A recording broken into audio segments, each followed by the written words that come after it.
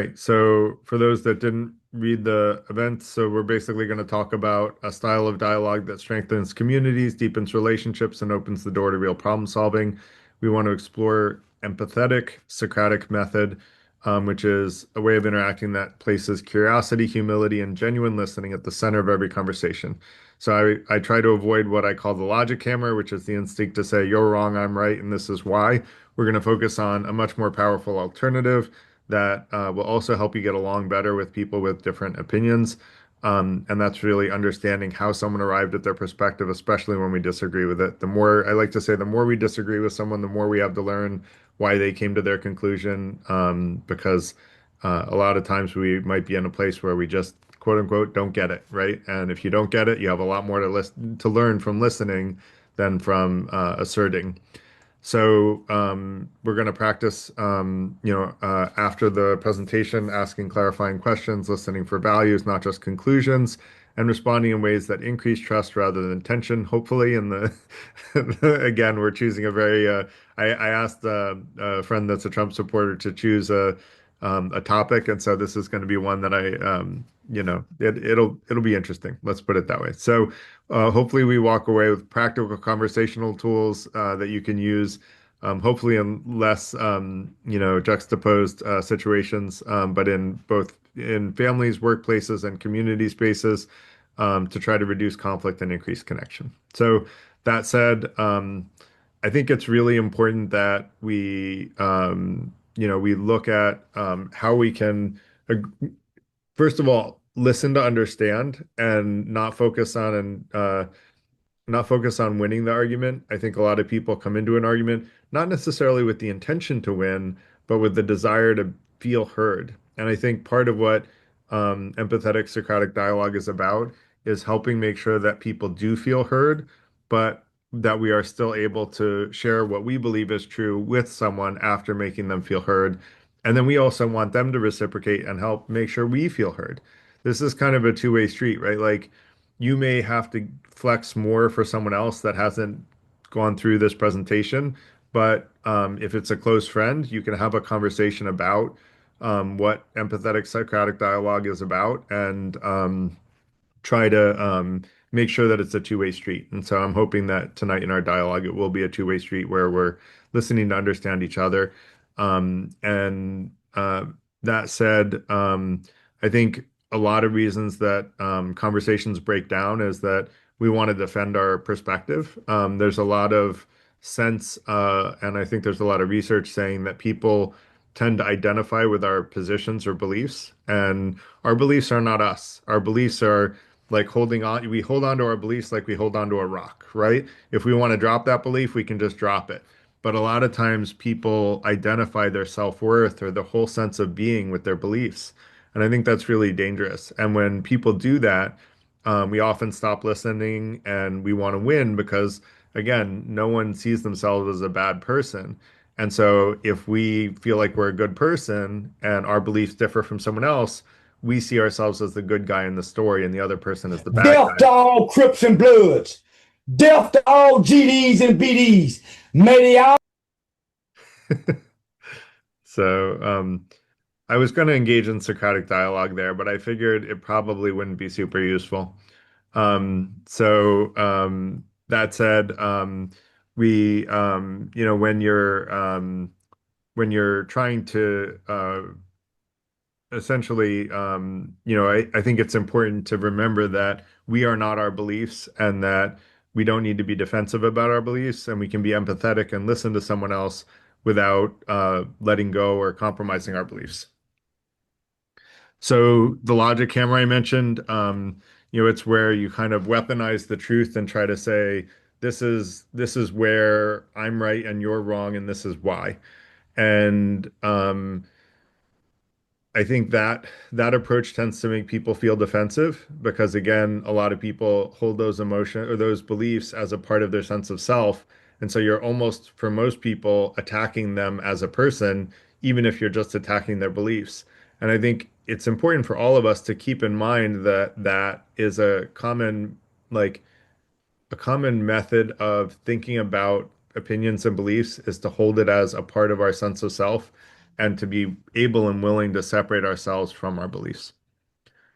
Next is the better alternative is curiosity over certainty, like trying to understand why someone would come to a different conclusion. I like to say you shouldn't believe anything with 100% certainty. And there should always be this element of maybe I'm wrong about that. Because if we don't have this open-mindedness that we might be wrong about something, then we may never realize that we actually were wrong about that thing. And so the other thing is if you're listening to someone else's perspective and you're not listening with the open-mindedness that you might be wrong about your belief, that person's probably not going to feel like it's a two-way street, and they're not going to be open-minded either. Most people aren't open-minded to someone else who's not open-minded themselves, and that tends to be a psychological phenomena that I haven't looked for research on, but I'm sure that it could be, that there's research on that. That said, I don't recommend that approach, but I do think that it's always good to have an open mind ourselves, even if the other person doesn't. But I will say that you're much more likely to have someone else have an open mind if you have one too. The other thing is humility over ego. So we did another event where I tried to make the argument that all significant unnecessary harm, which is the first thing I would argue we should all be trying to stop in the world, is significant unnecessary harm.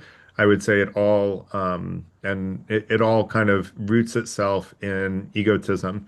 And so rather than think that we're right and we're sure that we're right, trying to have enough humility to say, look, I can listen to this person with empathy and understand where they're coming from and try to like track what are the reasons they have that belief is better than just pushing hard that we're right or using power to assert ourselves.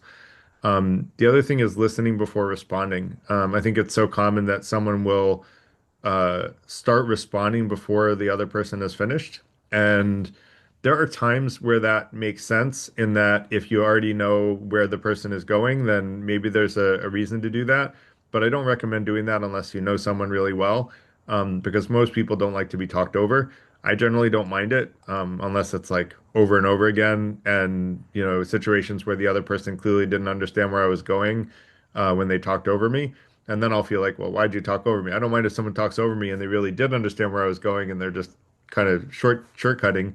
But that, the listening before responding, I think is generally the best path to go down. Next is this is something called Rapoport's Rules that was popularized by Daniel Dennett, and I think it's a key part of empathetic Socratic dialogue, which is you want to restate the other person's beliefs so well that they feel like you absolutely get them. You understand their perspective well, and you understand why they believe their perspective.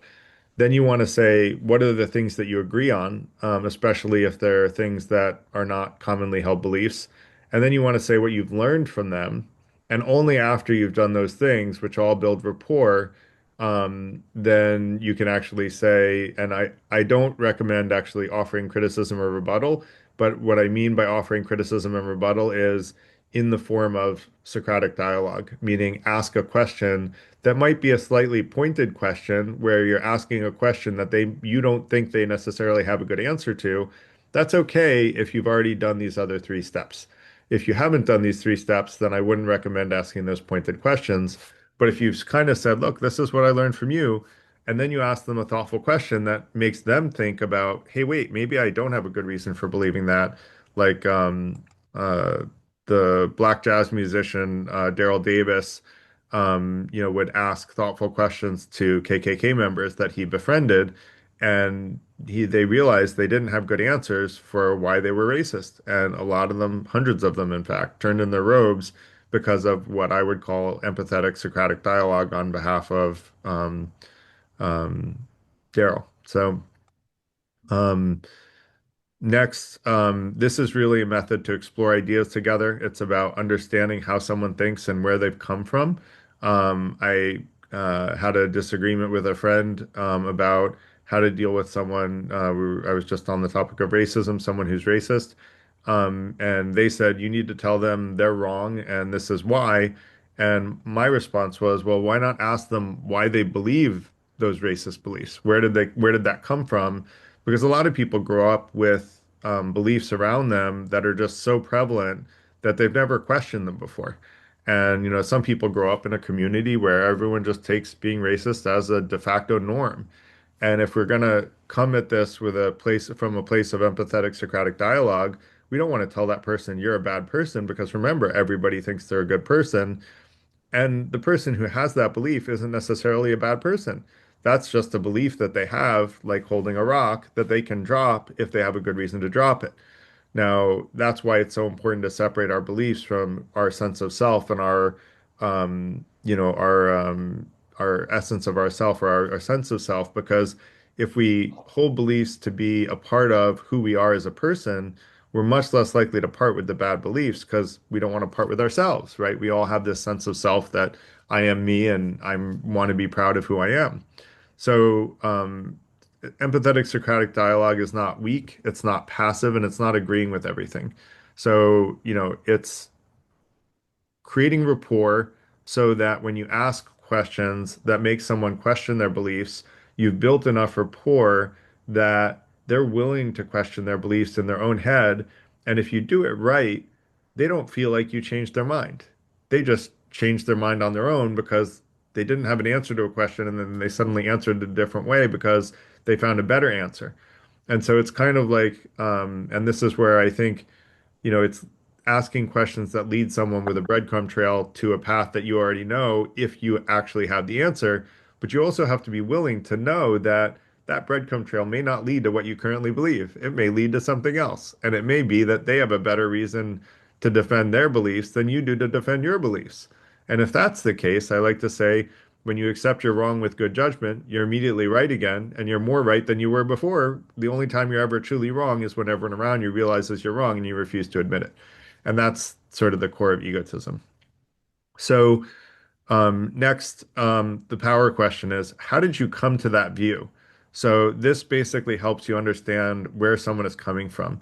So, again, to use the same example of racism, someone may say, well, everyone around me just always said that people of X color were bad people and criminals. And that's just like what everybody said. It was what was expected. And when you hear that kind of response, you realize that they've never been exposed to beliefs other than that. And so, you know, they didn't have a reason to challenge those beliefs. Now, that really also can uncover values. Like, what are the values driving someone's decision making? And someone pointed me to an author, I forget who it was. Someone might remember after the Q&A and be able to mention it. Oh, I That that talks about, guess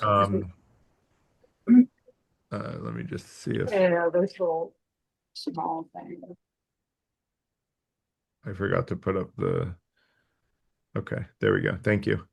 Someone talked about a person who I think an author that basically talked about how the difference between liberals and conservatives are the beliefs of values, and they simply have different values.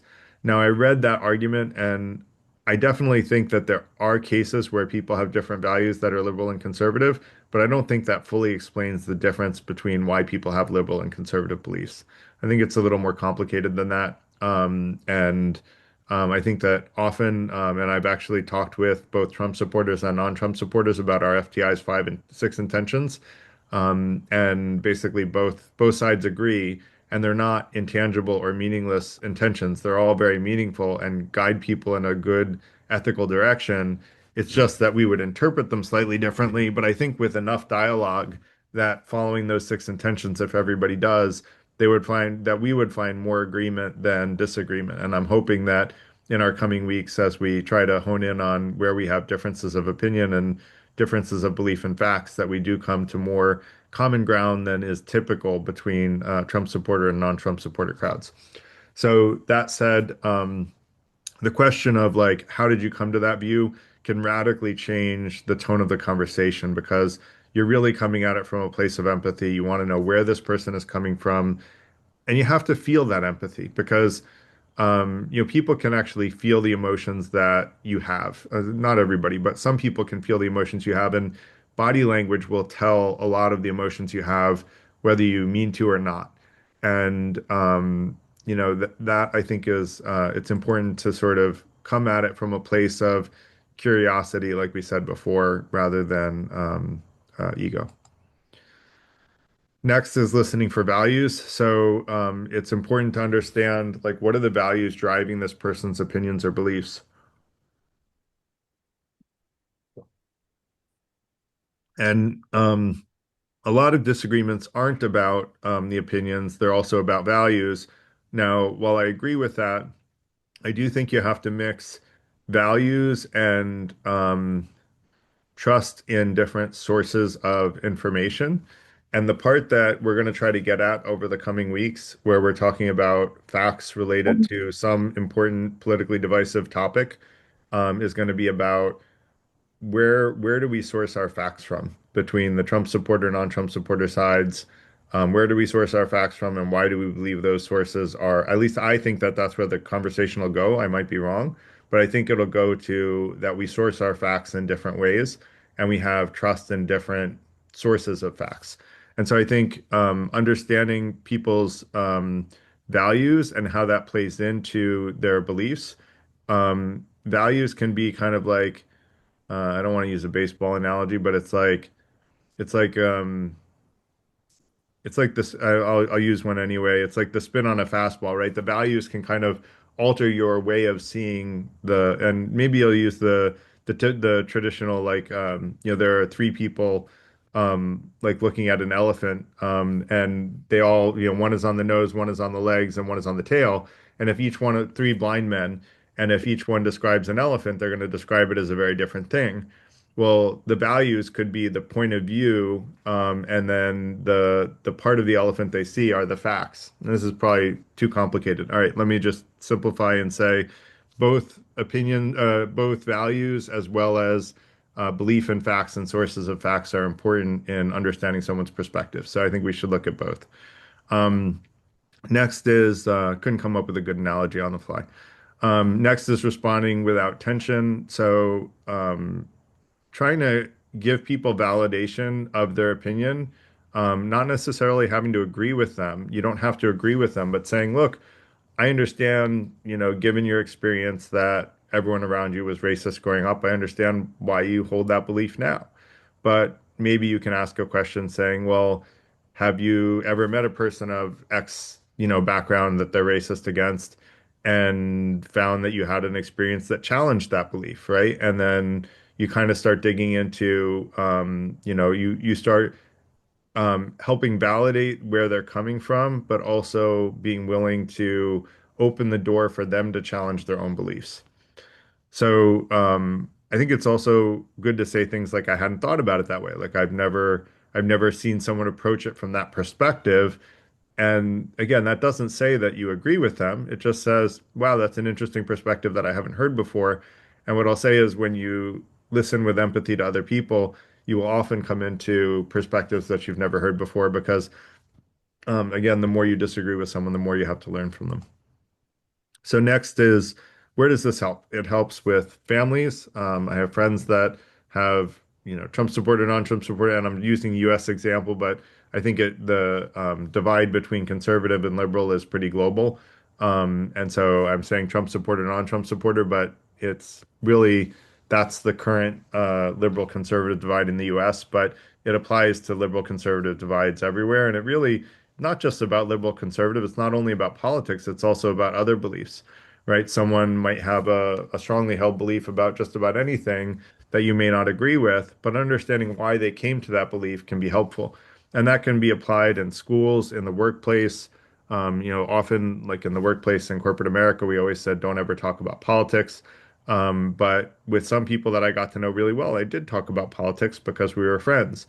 And I think being able to have like polite dialogue about sensitive topics in a way that helps you understand where someone is coming from can be helpful. It also helps in community and civic spaces. And pretty much anywhere where there's disagreement, I think this approach can help.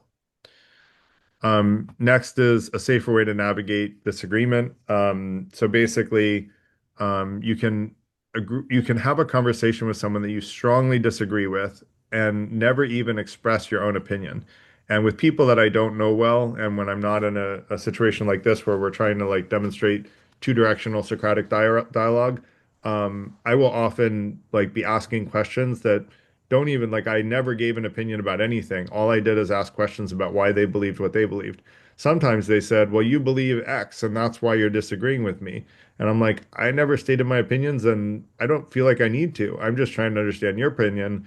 And sometimes, and that usually, if they said something like that, means that I asked too sharp of a question, and they felt like I disagreed with them too much. Now, it is a middle of the road balance where you want to be able to um, empathize with someone, understand where they're coming from, but not set them so they're not at ease. So um, it also in a place where you're like in the workplace, if someone that's senior to you brings up a political conversation, you're so much safer asking thoughtful questions about their beliefs on that topic rather than stating your own beliefs. Because if you and they disagree, there can be negative consequences to things like that. Whereas if you just ask, and in those cases is where I would say don't challenge the opinions. If you're in a workplace and someone senior to you brings up politics, especially if they don't agree with you, then you don't want to challenge those beliefs.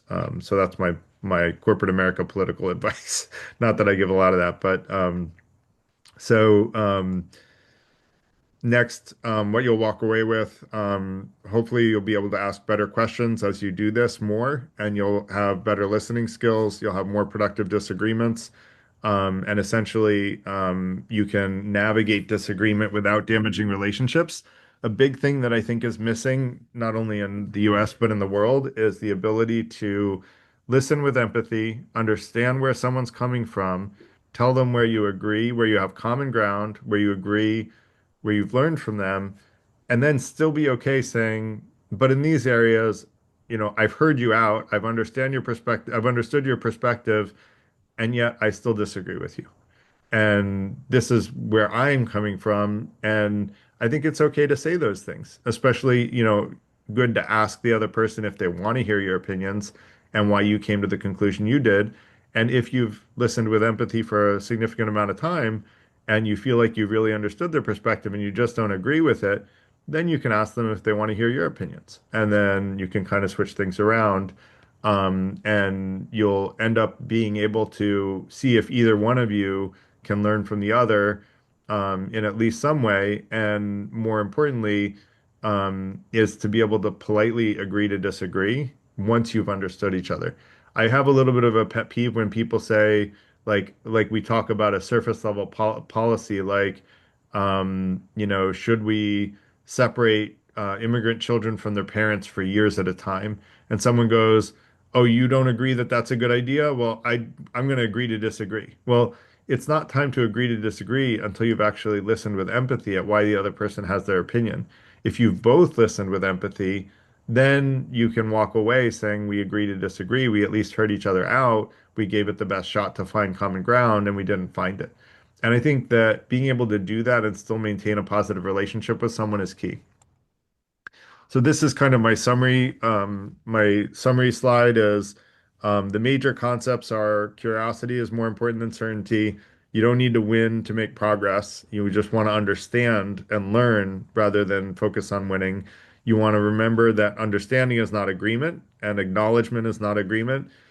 Safety and trust come before truth sharing. So I hear a lot of people go, well, I've had people give ad hominems and say, this person's an a-hole, right? And then I'm like, that's not polite, right? And please don't, say something impolite. And they go, well, it's the truth. And it's like, no, like, even if it were true, that's not the way to explain it to someone, right? You don't use ad hominems to explain to someone. You could say, I believe that your opinions are unsavory for this reason, and you give a rationale for why you disagree with their opinions. But you can say it in a safe and trust-inducing way rather than sharing what they would call the brutal, honest truth.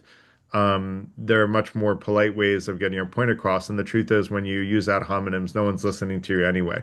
Because as soon as you do that, people shut down and their mind's not open. Now, mind you, I will say that some of us try to listen even when someone gives us an ad hominem because that's a lesson, right? There's a reason someone got so triggered that they're using an ad hominem. And what did we do to contribute that to that if we did contribute to that? Now, it's not always true that you did contribute to it, but we should always keep an open mind that we may have. Next is listening for values, not just opinions, and also listen for source of truth and reasons for believing in those sources of truth. And then the process of what I call empathetic Socratic dialogue, and Carl did more traditional Socratic dialogue 4 points, but my 4 points are restate the beliefs back so that they feel understood, explain, ask how they arrived at their view with empathy, explain where you agree with them and what you learned from them, and then ask questions at that point that may get them to challenge their beliefs and try to slowly help them see where you might be coming from. And one of those questions can be, do you want to see where I'm coming from? And not everybody does. And if they don't, it's like I always tell people if you're going to give someone feedback, first ask them if they want feedback. In the FTI, we don't do that, by the way, because in the FTI, we all want feedback. So that's just like part of our culture is we all want feedback and we all want to be the best version of ourselves. So in the FTI community and members, we in the members meetings, we all give each other feedback all the time because we all want that. But in average day-to-day life, there are a lot of people that don't want feedback.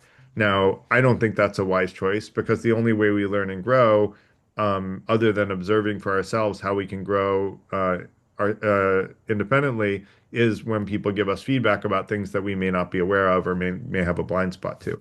So that said, let me go to the last slide. And basically, we're going to practice empathetic Socratic dialogue. And is Sean here? I hope he is. Oh boy. Well, Paul might be able to sub in for Sean. Paul, would you be able to like try to uh would you be empathetic to this statement that Trump is the bulwark against the critical social justice or woke cultural revolution in America? Yeah, I can defend that. I thought so. So the first question, and now we're going to go into empathetic Socratic dialogue. I'm going to ask Paul a bunch of questions to try to understand where he's coming from, and basically try to like narrow down what is meant by this in the first place. And we did this a little bit another day, but I'm going to try to take it a little slower this time. And so the first question I have is, what do you mean by the critical social justice or woke cultural revolution? Um, I believe, and I think a lot of people on the right also believe that woke culture is an identitarian culture, meaning you are judged by the color of your skin and your gender. In woke culture, as well as numerous articles I can cite from the New York Times, from CNN, from all sorts of liberal media sources, the term white male is almost always used in a derogatory manner. And that is very indicative of the way that we believe woke people think. They think in terms of race and gender and not in terms of individuals. So you believe that someone who considers themselves woke would judge people based on the color of their skin rather than the content of their character. Is that the That idea? is absolutely correct. It's interesting. So, where would you say you've observed this in your conversations? Like, I'm just trying to like understand like what experiences and observations might have led you to believe that that's true. Oh my gosh. Almost every heated conversation I've ever had with somebody who calls himself liberal and where I hear the term, I'm keeping this narrowly focused as I can, where I hear the term white male is used in a pejorative. It's a derogatory way, almost a slur. I cannot imagine a single case where it was simply a descriptive term, because whenever we're talking about a subject that includes race and gender, I'm usually arguing with somebody who says something like white men run the world, they control all major corporations, they're controlling the government, et cetera, et cetera, et cetera. And then they will take a assumption gained from those facts, and they are facts, and attribute them to me personally, that I must be on their side or something like that. Conversations on Nextdoor, conversations on Twitter, all the meetups that I'm a member of and engage in, it's happened so many times I lost count. What Also, about, my work. One last thing. My work on yeah, the Red Pill and 2016, the interviews we gave, and a lot of the clashes we had with people banning our movie, that came up constantly. Like, this is a white male defending this stuff. So anyway, so Paul, you know I don't identify as a liberal, but I do identify as woke. Would you say that I use the term white male as a pejorative? no, you don't. Okay. Are there any specific examples of people that like you could recall, maybe like come up with a specific example that that you remember more clearly where someone did use that as a pejorative? Uh, Or it's hard to pull one individual one out of Yeah, the. you're asking for specific Yeah. arguments, and I've been very heavily involved. Well, first of all, the men's rights movement, starting with the red pill, and then also when I changed parties to from Democrat to Republican in 2022. Specifics, I mean, if you want like tangible specifics, there is an article in mainstream press. I forget it was if the New York Times or somewhere else, from a tenured professor, an article titled "Why Can't We Hate Men?" There was a lot of pejorative use, not only of men but white men in that particular article. I mean, it's so the press is so full of it. If you want, I can provide 5 examples right now. Um, It's not Sean a is small thing. Sean is here. So Sean, how are you? I'm here. Sorry about being late. I'm in the Midwest, so I'm in Chicago, and coming home is about an hour and a half ride from O'Hare. So I apologize for being a It's okay. little bit late. He's got me filling in for you, so we were already, I see that. I see you're beating up a straw man right now. So, Who is? um, well, I just see that like Sean's view is on screen and all that type of stuff. Oh yeah. I did prepare some slides to go through the agreed upon format if you want to look through some of these and see how any of it hits you. Sure. Why not? Let's do it. How so let's see how I share. At the bottom of the screen, there's an up arrow in a green background. It's the only An up green. arrow. Ah, yes. Yep. Host Only green disabled button. participant sharing screen. You'll be able to do it. Okay, hang Oh on. wait, no, hold on. I have to make you sorry. Yeah, you have to make I it. normally empower everybody, but in these events I have to lock things down. So I'll make you a co-host and then you should be able to do it. Got it. And apologies. Yeah, there's going to be a bunch of links throughout, and as it gets near the end, there's going to be less just because I ran out of a little bit of time. But it should be good exercise. Can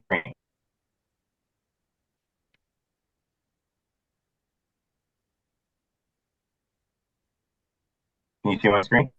Not yet, but it's starting to share.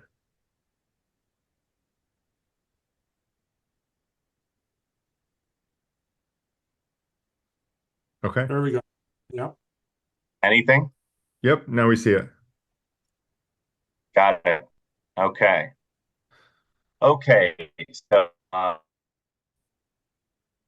following your epistemology type of format that I think you went through on your last session, and you provided a template that you're using via Google Drive. And so I've attempted to replicate the format of that in a way where I can make my claim and we can kind of explore it and go through and discuss it as you like.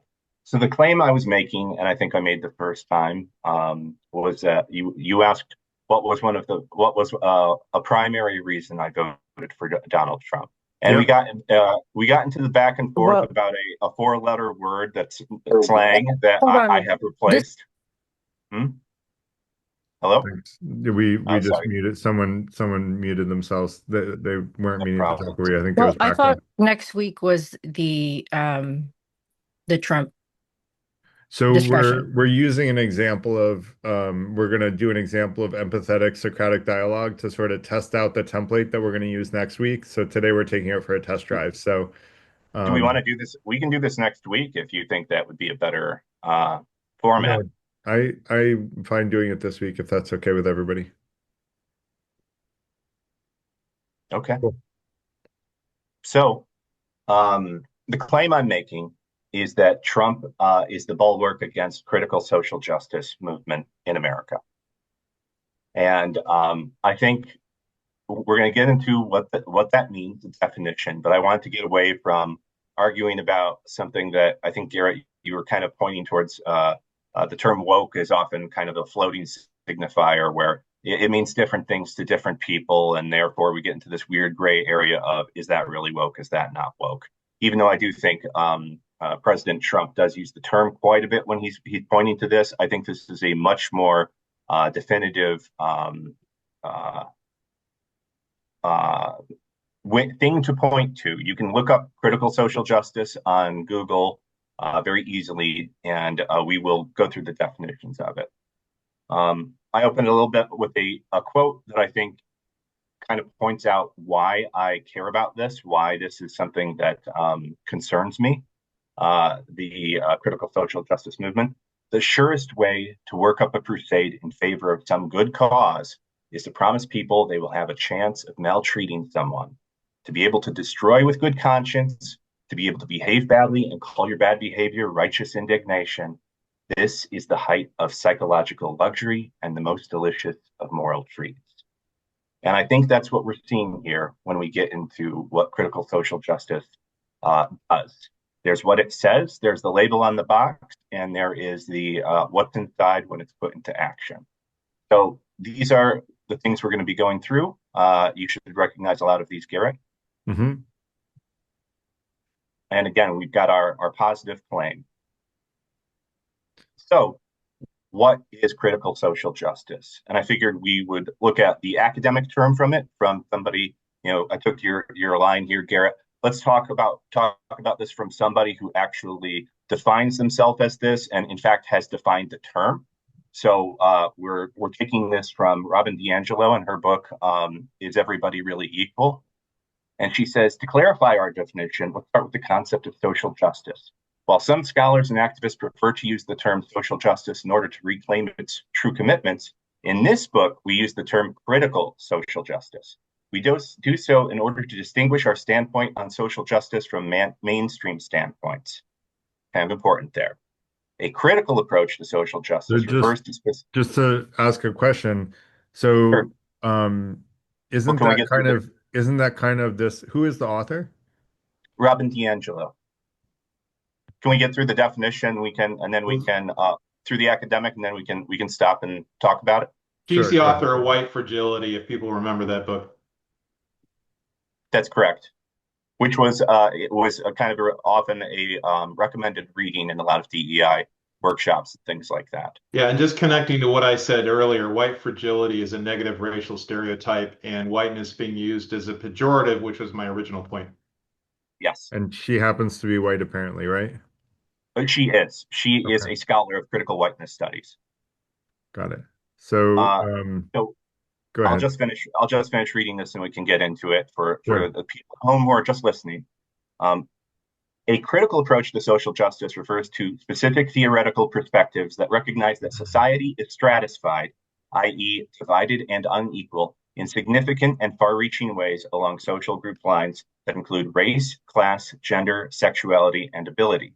Critical social justice recognizes inequality as deeply embedded in the fabric of society, i.e., as structural, and actively seeks to change this. The definition we apply is rooted in a critical theoretical approach, as in critical theory. While this approach refers to a broad range of fields, there are some important shared principles, and this is quite quick. All people are individuals, but they are also members of social groups. Okay, so far. These social groups are valued unequally in society, debatable in situations. I'm sure we can find some we agree with. Social groups are valued more highly that are valued more highly have greater access to resources of a society. Okay. Social injustice is real, exists today, and results in unequal access to resources between groups of people. Those who claim to be for social justice must be engaged in self-reflection on their own socialization into these groups, their positionality, and must strategically act from that awareness in ways that challenge social injustice. This action requires a commitment to an ongoing and lifelong process. That's what critical social justice is from Robin DiAngelo's lips. So Okay. we can So get into the going Google back, definition next, but let's go ahead and you can respond. yeah, so she very specifically, oh, can you go back to the first page of the definition? She Yeah. very specifically said a critical approach to social justice refers to the specific theoretical perspective, we do so in order to distinguish our standpoint on social justice from mainstream standpoints. So she's essentially saying we are a minority here, right? We're a minority that is not mainstream. So, She is saying there is a common parlance term known as social justice, right, small capitalization. She is capital SC social, I'm sorry, SJ social justice. That's right. come from an academic and critical theory approach to this. Not Got a, it. yeah, So what makes you believe that this is the mainstream belief of people who are liberal or woke? First of all, and not that I actually disagree with that much of it. I'm just curious what makes you believe that this is sure. the If you'd mainstream. like a preview of where we're going, that's fine. The work in so critical social justice in practice, when it's institutionalized, it often manifests in diversity, equity, and inclusion workshops, programs, training, that type of thing, as well Right. as critical race theory being put into practice in education. Both of which are things that Donald Trump has specifically gone after. Yep. No, I agree that he's gone after them. So if you go to the next page, she Mm-hmm. kind of takes this step by step. Can you help me understand, like, does your presentation go into where you disagree with these tenets? Sure. Yes, it does. A couple of areas I would point out as being a little bit more radical than the early ones. I think we can all agree on some of these early ones, or mostly agree. Maybe some are a little bit iffy depending on the situation. Um, for people who engage, who are advocates for critical social justice, that they must be engaged in self-reflection about their own socialization into these groups. So constantly thinking about your race, gender, ethnicity, or identity group, and must strategically act from that awareness in ways that challenge social institutions. So it's activist in nature. You're challenging social institutions, and it requires a commitment to an ongoing and lifelong process. So you're never done. It's a way of life. Do you Which, think Garrett, that, you called yourself woke, yeah, and I think you see this and you say, well, that's me.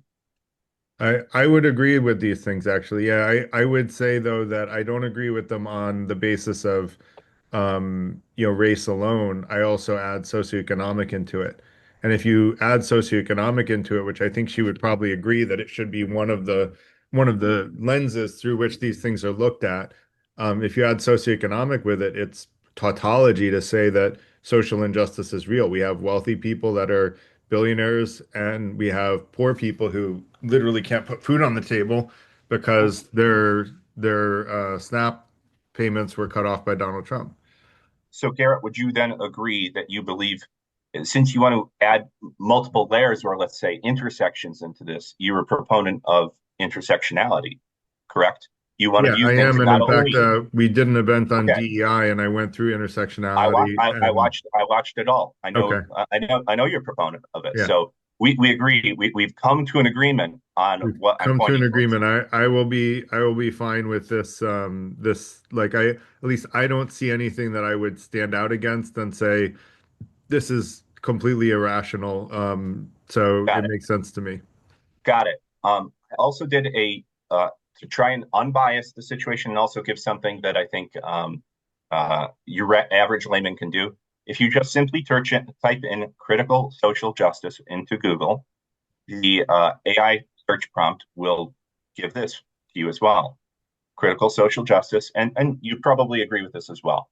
Critical social justice is a framework analyzing societal inequality through identity groups, race, gender, etc., viewing oppression as embedded in power structures and aiming to deconstruct these systems by challenging dominant norms, often drawn from critical race theory and post-Marxist thought, although it's a term used critically to describe these approaches as radical or ideological. It focuses on systemic power dynamics, advocating for marginalized groups, and questioning concepts like science or meritocracy as potential tools of oppression, contrasted with traditional social justice efforts by prioritizing identity-based power struggles over purely economic or No, individualistic wants. I highly disagree with this one. You disagree with the second Yeah. one. This, Yeah. this is how Google is defining it. No, So it's how Google's AI is defining it, but I don't correct. I don't I think know in that this group we I often don't point to chatbots and those type of things. we do, but I would ask you to explain to me, go back to that slide. I would Mm-hmm. ask you to explain to me who are the people that are significant social justice, critical social justice advocates that are actually questioning in a negative light science and meritocracy. Oh, critical social justice very much goes on lived experience versus objective truth. They think they're very postmodern in thought. They think objective truth can't actually be known because it's based on the power dynamics that you're approaching things from. Most of science is based on old white men, dead white men. And in fact, let's just skip right to it. Um, where do we have it? Critical race theory. This is coming directly from the book and how it defines itself. It's a movement as a collection of activists and scholars interested, and this comes from critical race theory, the key writings that form the movement. It's a collection of activists and scholars interested in studying and transforming the relationship among race, racism, and power. The movement considers many of the same issues that conventional civil rights and ethnic studies discourses take up, but places them in a broader perspective that includes economics, history, context, group and self-interest, and even feelings of unconsciousness. Okay. Unlike civil rights, traditional civil rights, which we all know and love, Martin Luther King, all of that, which embraces incrementalism and step-by-step progress. Critical race theory questions the very foundations of the liberal order, including equality theory, legal reasoning, Enlightenment rationalism, and neutral principles of constitutional law. Although critical race theory began its movement in the law, it's rapidly spread beyond that discipline. Today, many in the field of education consider themselves critical race theorists, use CRT's ideas to understand issues of school discipline and hierarchy, tracking controversies over curriculum and history, and IQ and achievement testing. Political scientists ponder voting strategies coined by critical race theorists. Ethnic study courses often include a unit on critical race theory, and American Studies departments teach material on critical white students developed by CRT writers. Unlike some academic disciplines, CRT theory contains an activist dimension. It is not only tries to understand our social situation, but to change it. And then So can if we you want to, email we me can the get into presentation? Can you email me the presentation, Sean? I can, but Yeah. let's go through it. You'll get this Well, whole thing, no, the links, and reason is I'm because good with it. I wanna like do some LLM research while you're presenting. Okay. Is it possible Um, to do it now or? I feel like it would kind of disrupt the flow.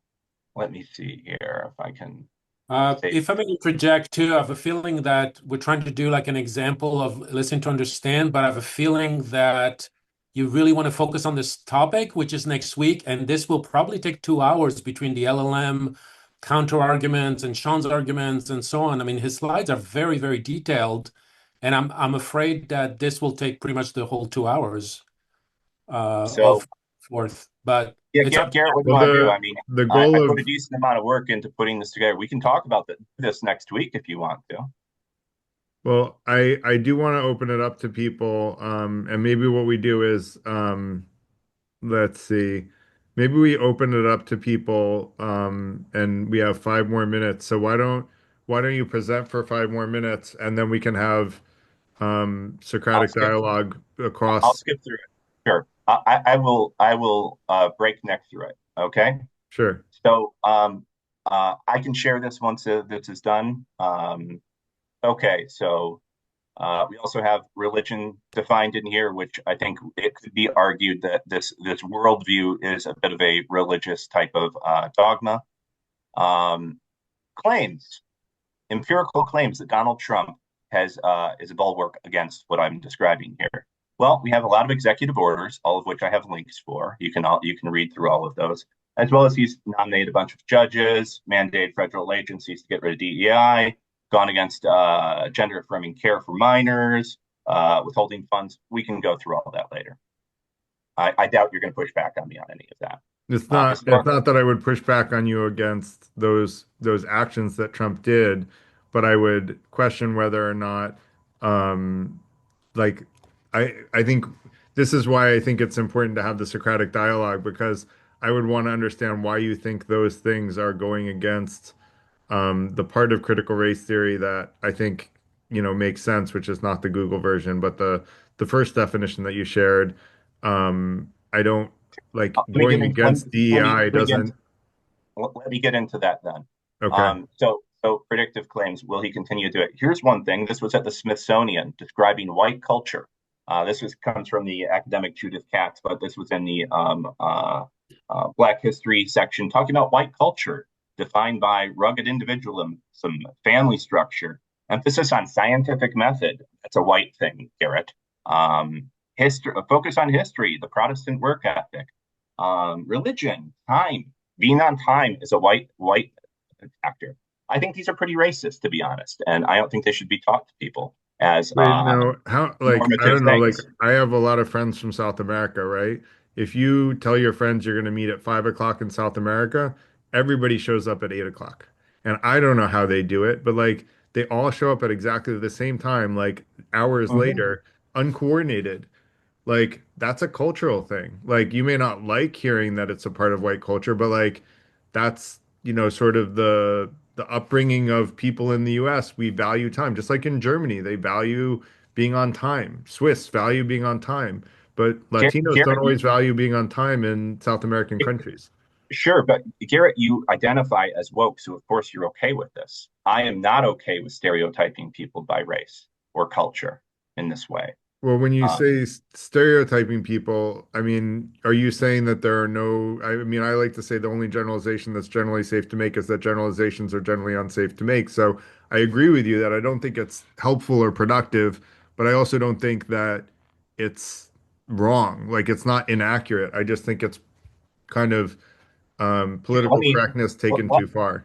let me make my normative claim then. Why Sure. why do I think this is bad? I mean, we can go through all the history and causal things, but my claim is that a liberal normative claim that discrimination based on race, sex, sexual orientation, disability, ethnicity, or religion is immoral, regardless of who is discriminating or why.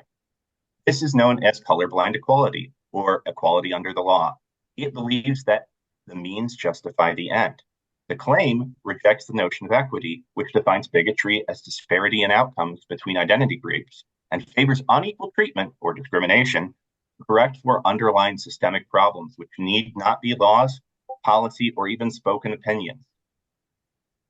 Equity policy states that equal treatment under the law enables disparities to occur and doesn't take into account historical or unconscious systems of oppression against minoritized groups. And then we've got a Kamala Harris thing basically saying this, which is pretty mainstream. I don't think we can get more mainstream than the vice president and presidential candidate.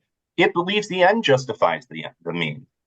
Critical social justice attempts to solve discrimination through discrimination, rather than realizing that discrimination was the problem all along. And worse still, uh, it attempts to do so actually create higher levels of racism, sexism, and bigotry among groups, and further accelerate disparities among groups at the expense of quality. And then I provide several examples of that. So just out of curiosity, in the little picture there, Yes, where you have the equity on the left side, does yes, in theory. does that feel fair? Like, These three kids sneaking into the baseball game here. Um, that's not really the point of the I know it's not, but it's yeah. funny that that's the example they use. Yeah, this is Um, a very, very common meme to basically separate equity from equality. So yes. this is used to show what equity is as opposed to equality, right? Equality is assuming that all three uh, uh, So humans right. there are equal in height and therefore will not be able to see. And so equity is trying to help so that everybody Let me is, let me give So an example. Carl, let me throw you a bone. I think it's yeah, a good thing that we have wheelchair ramps. I think accessibility for people who have visibility issues, I think elevators are a good thing in yeah, buildings and those type of things. I don't think that setting up handicaps for specific races or roadblocks for specific races or genders or anything like that is ever appropriate. I think that's demeaning and condescending. okay. I So think I agree with it. It probably would be depending on context, different sure. contexts. And I I don't mean, but yeah, I can even like what the military does. If you go to like special forces training, they have a certain standard you have to reach. And if you can't reach it, they'll give you extra training until you can reach it. But the standard doesn't change. We don't lower the bar. We just help you get there. So if yeah, that's something we want to yeah. do, okay, okay. But So, equity tends to uh, equalize downwards, like we're seeing in this picture. yeah. So, Sean, being I mean, the fact that I was very familiar with the equity, not with the in theory part. It's like it was Yeah, more sure. comparing equality with equity. I'm kind of curious, what does that really mean? The one on the right, equality, equity in reality. What would be an example of that? Uh, Like, explain this for me. Yeah. Uh, typically, any we're talking about basically changing standards, right? Lowering standards so that everybody can achieve them. Getting rid of advanced math and science programs because it's unfair. Lowering standards of grades so that everybody can pass. Things like that. Right. Equity equalizes downwards because what you can't do, you can't make everybody a genius. You can make everybody a moron, though. Right. But I mean, like looking into this graph, though, would you say that providing those three boxes for these individuals is a bad thing, which I don't think it is. But then I'm not understanding the one on the right. But what is the reality of equity here about cutting their legs off? I'm trying to understand that. Lowering standards so that everybody is on a equally low playing field. Oh, Does that so make that would sense? be kind of the original equality one, where they say like equality means everybody should Equality, be considered equal. right? It's equalizing downward, Got right? it. I hear you. It's making you know But no one likes the example of like certain like countries who have certain economic theories that lower everybody get rid of poverty by making everybody poor or get rid of wealth inequality. Right, I'm not right. going to point to that, but it's been tried. Yeah.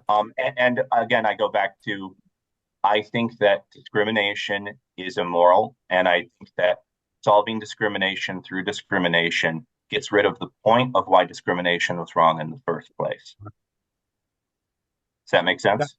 Yeah. And this So is kind of putting liberal social justice, which I'm a fan of. I'm a big fan of. I'm a liberal. For those of you who I've never really done my intro, I have voted Democrat all my life, including in 2016 up until 2020 and 2024. Mostly because of this social justice movement going out of control and going blasting way past what the liberal norms were that I grew up with. It's very different. question. What That's kind of my story also, by go the way. back? Can you go back to the previous slide? Yeah, sure. What is it meant when it says doesn't take into account historical or unconscious systems of oppression against minoritized groups? What is it meant by this? So equity differentiates itself from equality, right? You'll never hear the term equality. It'll usually be equity, and it says that equality, like equal opportunity. If you watch the Kamala Harris one, she'll specifically talk about people starting on a racetrack at different points in life, and it's kind of pointing to how in history it's true. There was slavery. There was Jim Crow. There was redlining. There were all sorts of things that people of certain who were black or minorities faced institutional discrimination that was bad. We can all agree was really bad. And they're basically saying that because of those historical events that were 100 years ago, 80 years ago, 50 years ago, 30 years, whatever it is, that those people can't start in the same place, and therefore they have to be made equal by redistributing shares so that some people get more, some people have a handicap, some people have a penalty.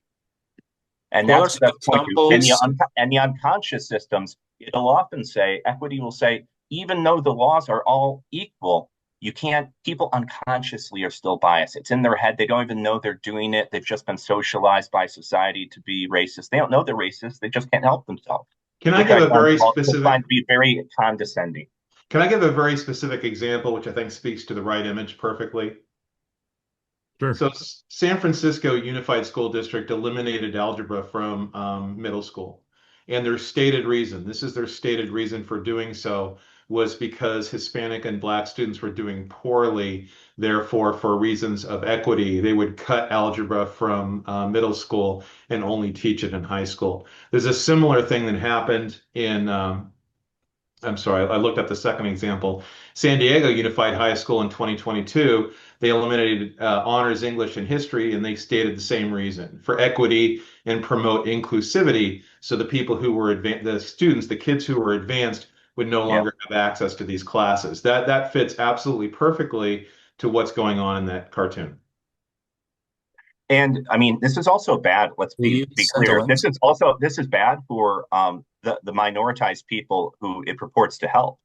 It creates imposter syndrome for people who don't know if they're actually achieving things at a high level because might be tokenized. They might be a representational. You know, we need to get this X number of people of color into this type of group. And I've talked to people who this has happened to, where they feel like something's going on, so they intentionally put mistakes in their work to see if it's caught, and it's not, and it messes with their head. So we have a bunch of hands up, and now it's Yeah, 8:07. So I want to start letting the audience kind of jump in. sure. So Jackson, do you want to go next? I'll skip through these things in case anyone wants to. Can you See. can you actually So make this online and share this presentation? I can, yeah, I can eventually put this in a Google Drive, I think. Let me see if I can do that You on the can't do it sidebar. quickly, can you? Yeah, that would be a great idea, especially for next week. I think other members have expressed the same interest to be able to read through. Because I mean, I have to admit, your slides are amazing, Sean. But that's a lot to unpack, which is That's, Hey, why yeah. I think this is blame the Garrett best. for blame Garrett for the insanely detailed template he gave us. I was like, oh my Yes. gosh, what do you have Well, to that's the do here, thing. Garrett? Yeah, Well, that's the thing. that's why we're You, starting through it. And I didn't yeah, intend for you to necessarily have to go through the whole thing like on your own. I was up so Um, late last night. yeah. yeah, but Sorry, I'm Sean. there's going to be a meeting about it next week, and that definitely should be the focus on it. Although I get the sense that like both of you are pretty set in your views, and I'm wondering whether that would be the best Well, I example. actually agree with a lot of the stuff Sean was just Yeah. saying. So if Okay. you mean me, like I Here's agree the with big Sean that just give me 1 second, Sean. I yeah, yeah, agree with yeah. Sean that I don't think we should be lowering standards for because of equity. I don't think that's the proper interpretation of what equity is meant to mean. To me, like the whole thing, and I'm curious, Sean, if this would help you kind of help me find common ground with you. My perspective on equity is that it should be mostly I think it should be solely socioeconomic, where if someone grows up in a poor family, they should be able to get help that someone who's wealthy can afford to hire tutors for, but someone who's poor should get help from government services to get tutoring and support so that they can get to those higher level classes and help raise the bar. And that's what giving those boxes means to me in the equity. It's giving support to people who are, growing up in a position where they just don't have the money for those tutors that someone that's a wealthy individual has. Garrett, And I I agree that that's admirable, yeah. but the problem is I don't think anybody, or I don't think most people on the right see that as the definition of woke. I think woke is almost Yeah. exclusively these policies tied to race and gender. Well, and Well, here, I let me agree with you. Let me first agree with you to some extent. I agree. I think that would be more fair, and that would be solving, in fact, many of the racial disparities it aims to be solving. It, right. because if there are minority groups that are proportionally more poor, it's going to help them out anyway in those Exactly. types of ways, Exactly. It de right? facto does help minorities more because there are more poor minorities anyway, but we're doing it not because they're a minority. And in the same way, if you take, like I always had an issue in and I've been saying socioeconomic affirmative action since the 90s because if you take, my friends that are doctors and they're black doctors and their kids have the money for tutors. Well, then you take someone in the comments mentioned that the cartoon on the right was like Asian kids applying to college. I'll tell you, I was in California, and if you were Asian Oh applying yeah, to college, you were screwed. Like yes. they had quotas, and like it was so hard to get into a good college as an Asian student because Oh, Asians study yeah. really hard. They have a cultural value of studying really hard. And so it was much more competitive. And I would argue it should all be socioeconomic instead of race-based. Sure. Even the slide I have on here right now. Tell me if you disagree with any of it, because this is all, I think, what you believe. This is all the counter narrative. What would the other side say?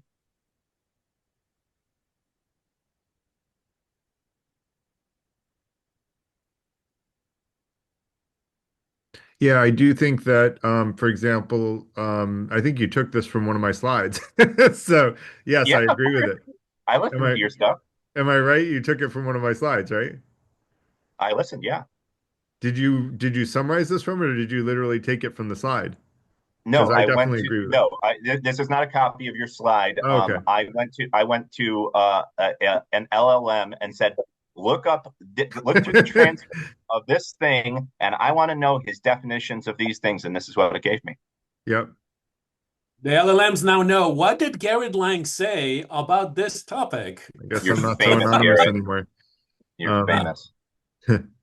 LLM famous, that doesn't mean much. Um, Right. It's factoring you in. Um, okay, let me see if I We got can. the hands. I think people are questions. yeah, Yeah, let's go. Anna has her hand up next. Then Jackson did before. Why don't we go to Jackson Yeah. first, and then we'll go to Anna.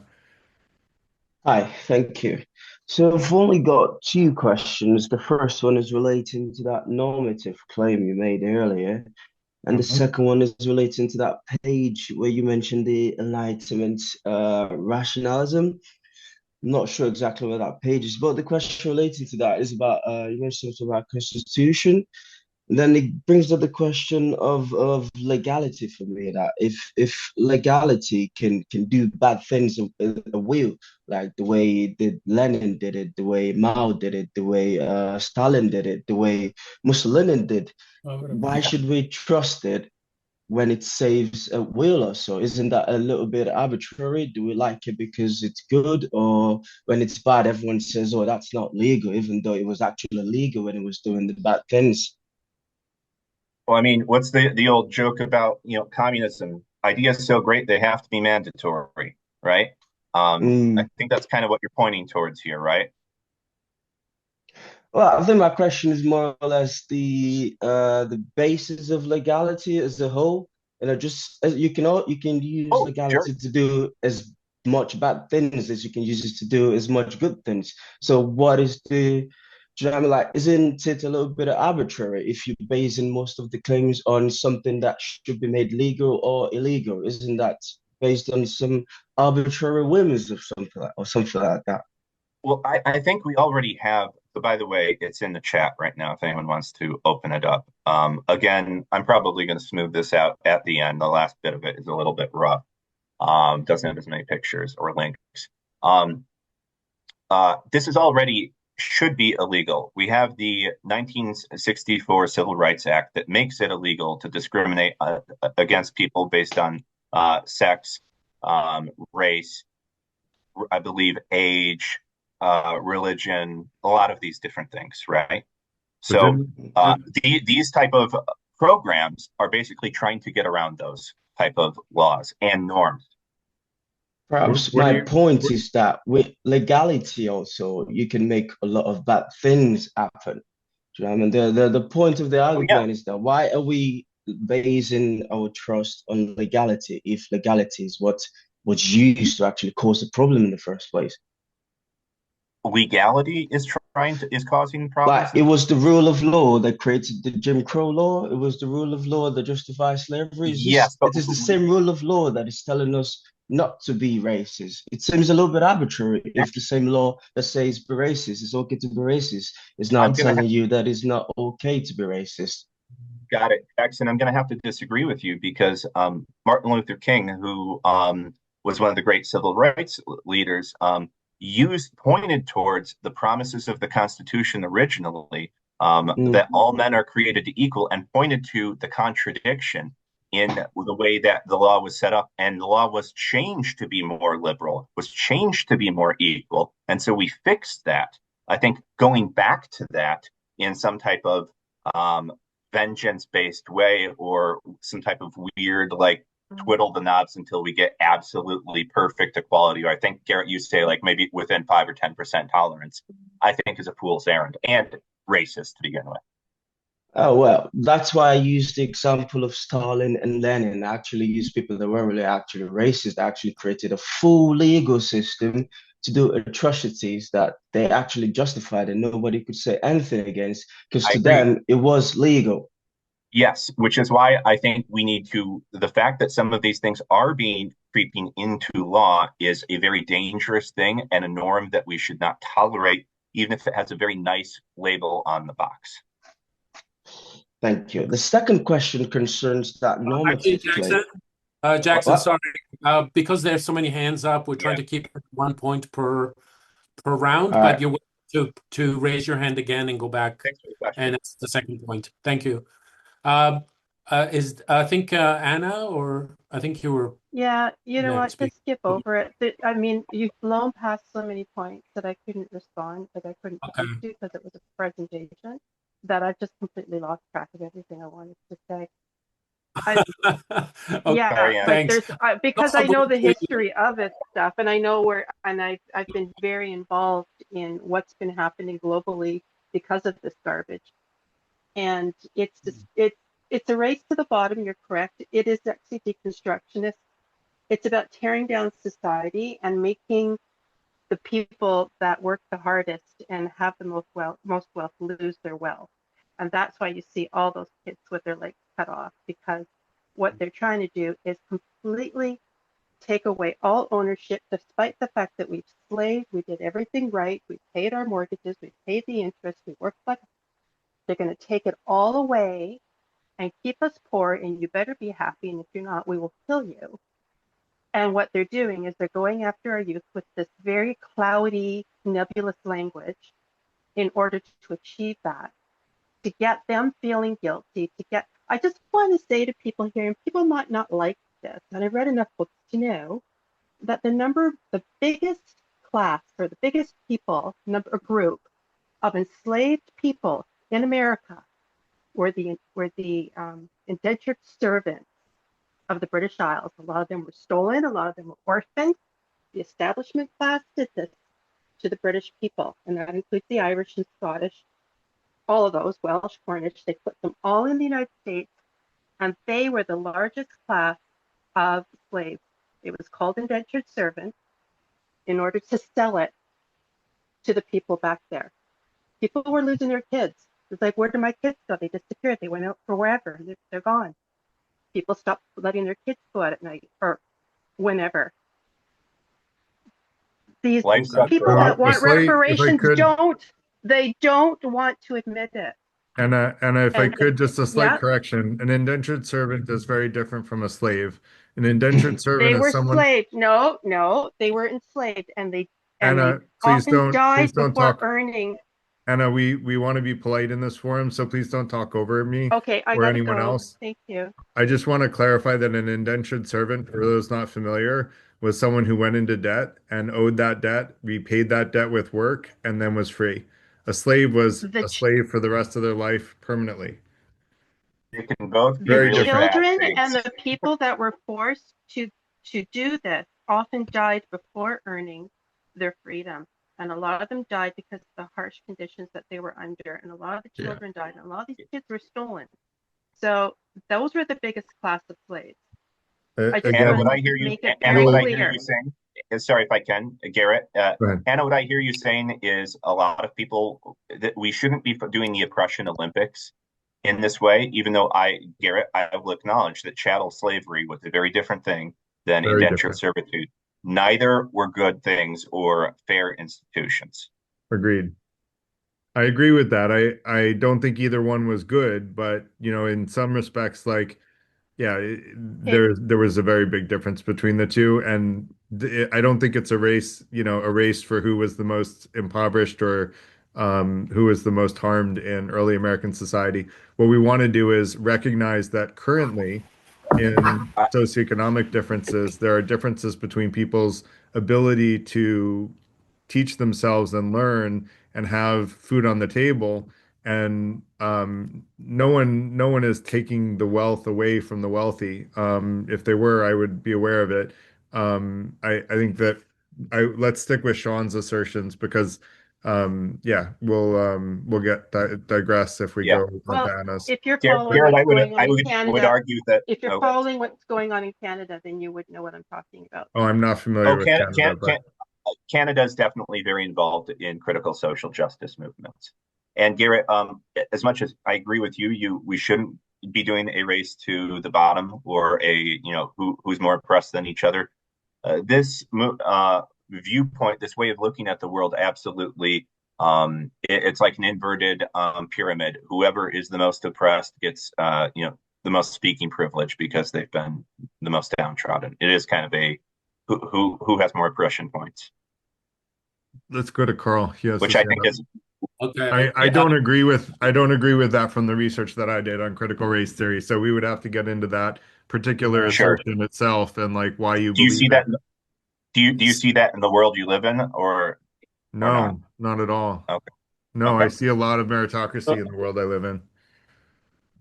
so I wanted to ask a question about this week's topic. Yeah.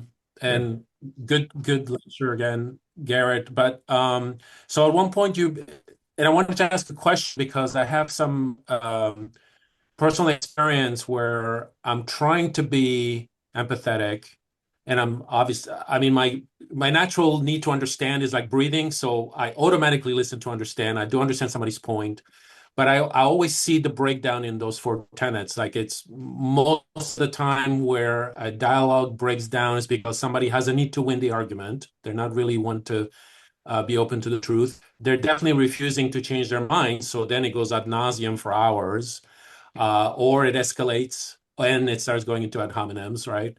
Um, so my question to you is, in terms, you mentioned something about being open-minded.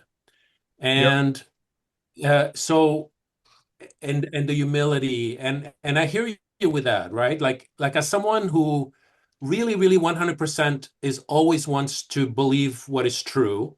So I am automatically open-minded when I'm not 100% true on something, right? Even if it's 1%.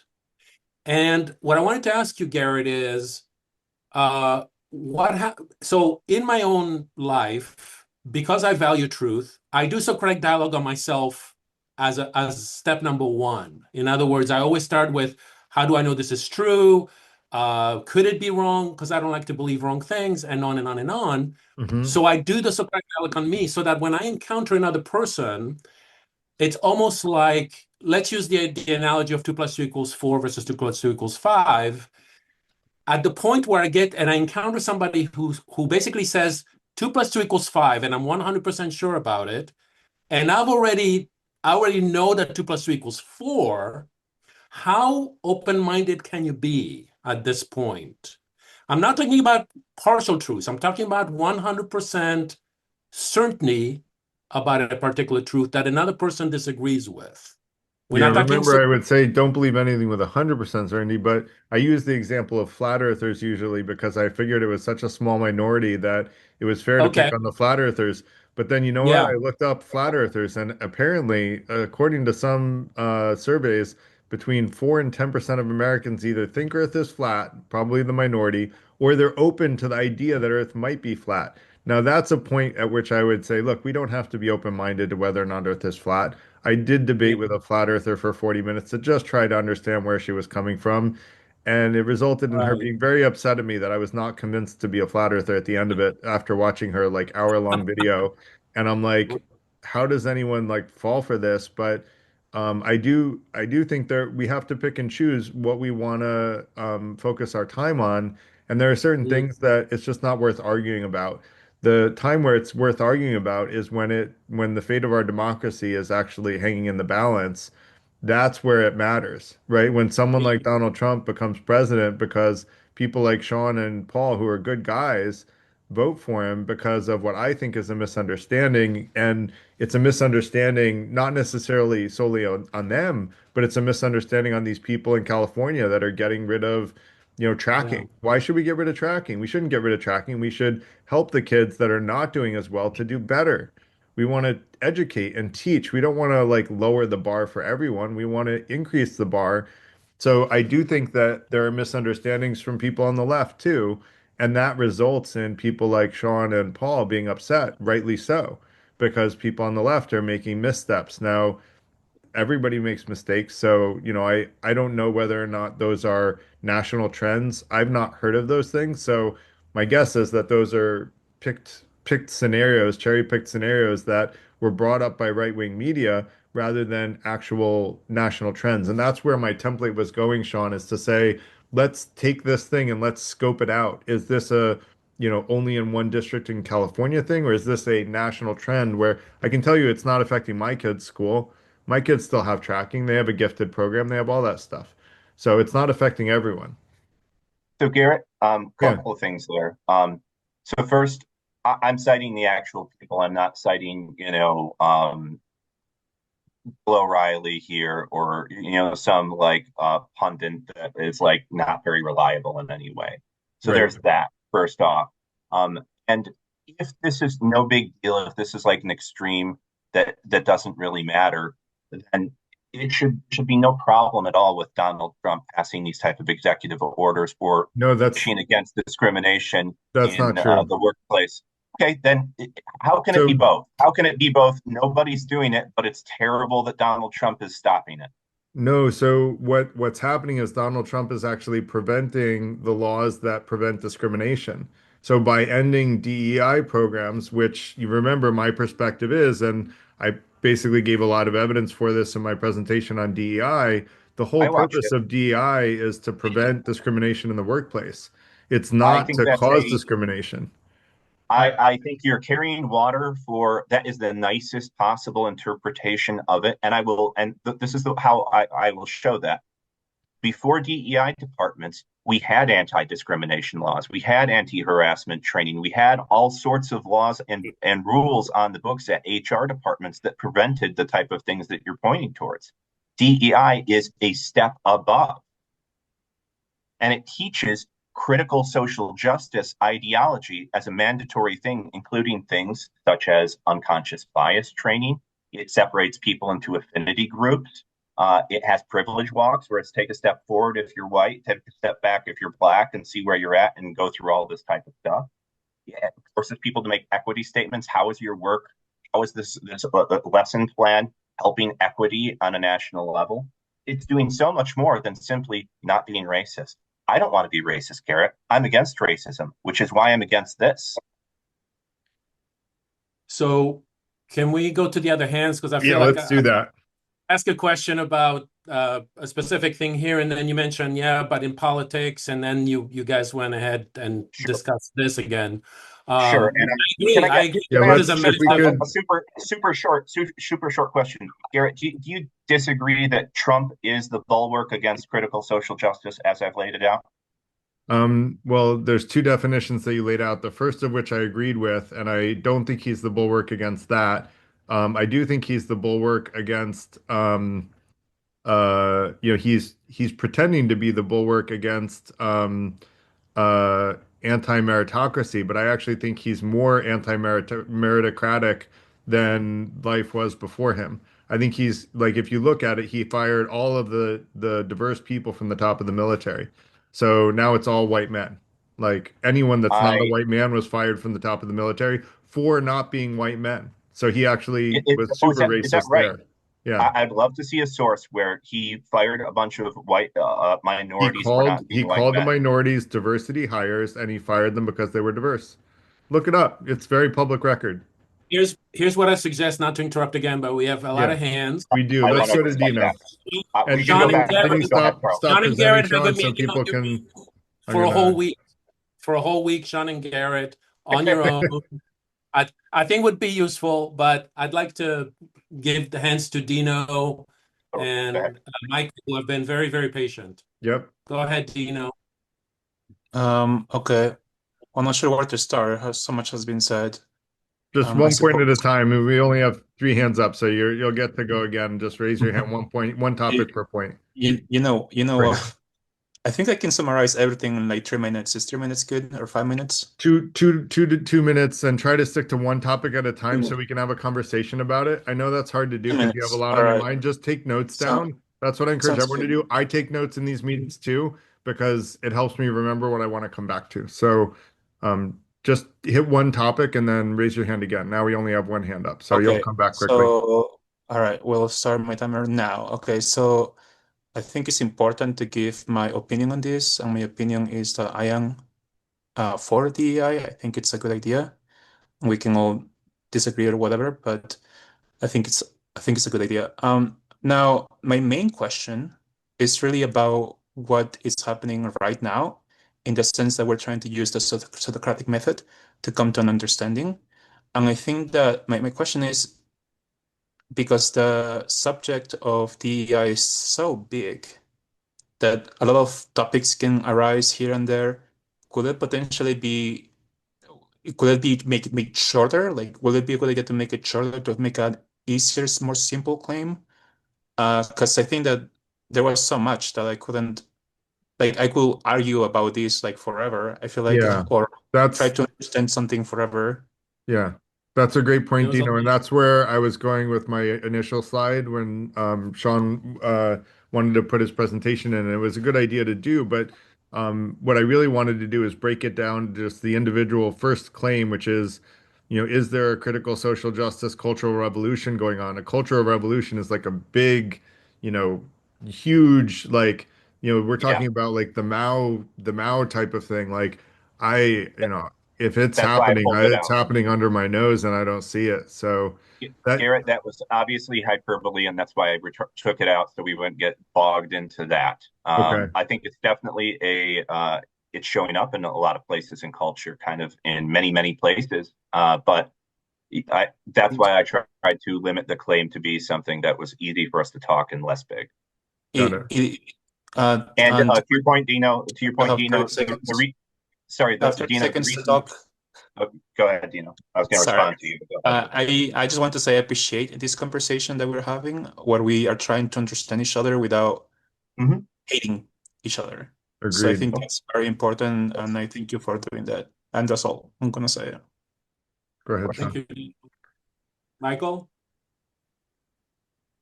Yes. Hi. Thanks so much for the dialogue. Um, so many things I want to say. I think, like Dino, I find myself not sure where to begin. I took so many notes, more so with Garrett's slide deck. I I want to say a quick point. I'm close to people who have physical handicaps, and the I of DEI is very near and dear to my heart, and it it's difficult for me to wholly believe that this is a red herring while there's this whole redistribution of wealth taking place. That, by the way, is not going to help most of us. So I appreciate Garrett's point about focusing on socioeconomic status, more so other aspects that Sean presented. But I want to go back to what not Sean, Garrett was talking about with regard to we generally are not wanting to be right. And I often agree with that, but where my mind went when I was hearing you describe that, Garrett, was that because we're such social animals, I believe, maybe I'll speak more first person. I find myself needing not only to be heard and understood, but also to maintain or expand or ensure my place, which is belonging, my need for belonging. Hmm. And that came up at least one or two other times in your discussion. You mentioned um, I forgot the jazz musician. I saw that Daryl documentary. Davis. That Wait, I think thank you. it's Daryl That was Davis. Yeah, yeah, He's yeah, great. yeah. That was terrific. Yeah. Um, one of my heroes. yeah, yeah, he's great. So, and then what you mentioned about Rapoport's rules, it's so much of I think even what Sean was sharing was about being heard and understood, and what Anna was saying. I just I guess this is my overarching point, even though it sounds like, and I probably am meandering just because I'm fading. It's been a long day for me. I question how much individually and collectively we are each being heard and understood to the point that we can effectively share what's alive inside of us, so the other side can then help us to get our needs met. Um, yeah, I don't know. That probably sounds a little bit up here. I find myself really triggered by so much of what you shared, Sean, because I'm in debate with people, not daily, but at least weekly or bi-weekly, with people who had some of the same views. And when we get deep into it, they basically seem to come back to me with, "Well, I shouldn't be ashamed to be white. I'm a white dude, you know." But yeah, I was also steeped in, you know, being raised Jewish, so much of what happened in Nazi Germany and what's happening now is so eerily Try to similar. finish your thought, Michael. Sorry. Yeah, yeah, Hey, yeah. Mike, That's it. I don't know what else to say. I'm tired.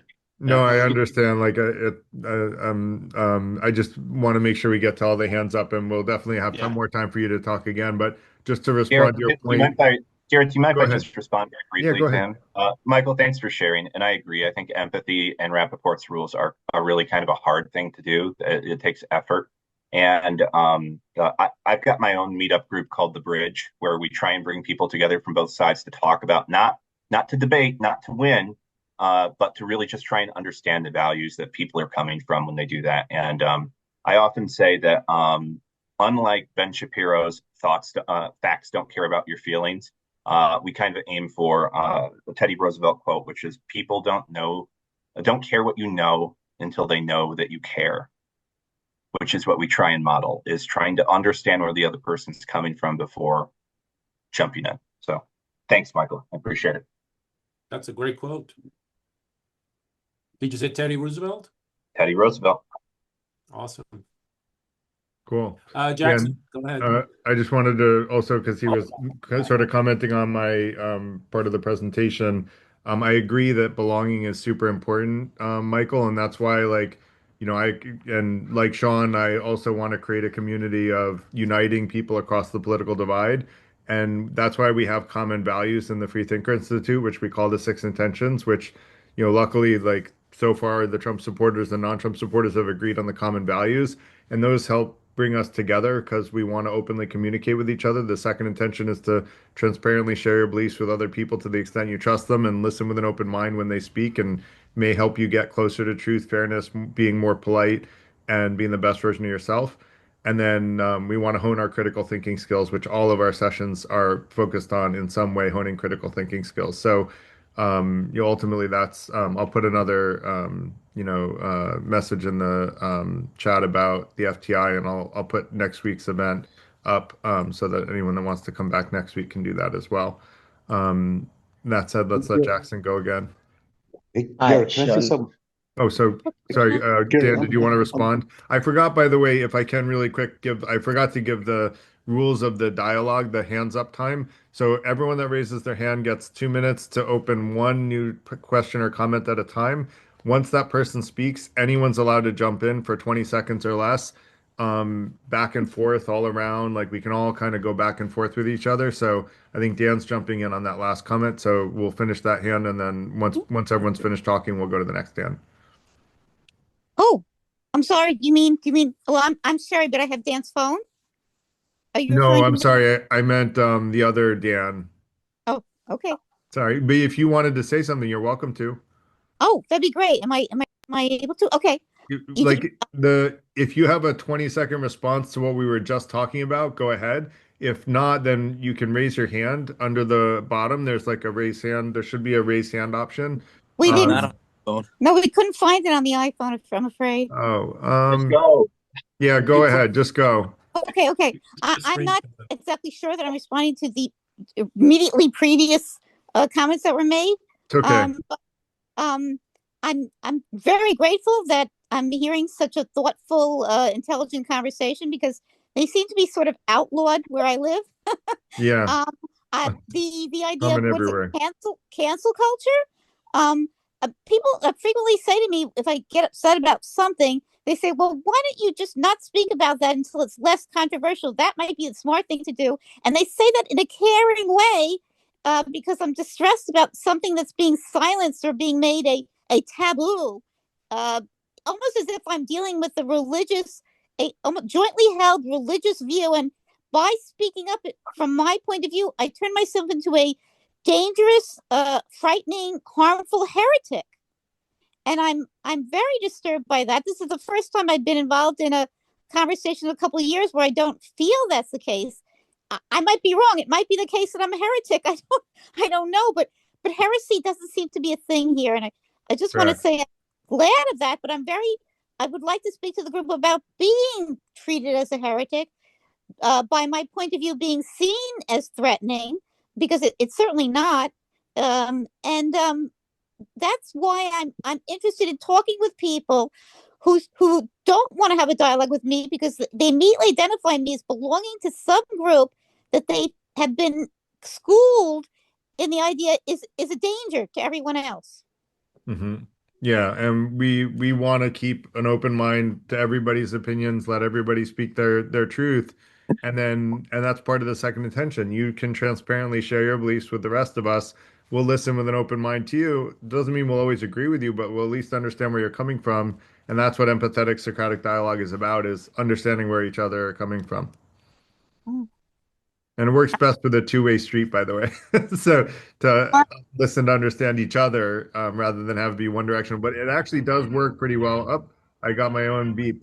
It actually does work to go one directional because I've listened with empathy to people that I strongly disagreed with, and we got along really well in the conversation. And it wasn't until later in the conversation that they realized I didn't agree with them. That said, Jackson, go ahead. Yeah, my second question is much more directed at Sean, and it was about one of the slides you opened up earlier. It was concerning the normative claim. And I'm coming at this from a philosophical perspective, not necessarily on a social or political perspective.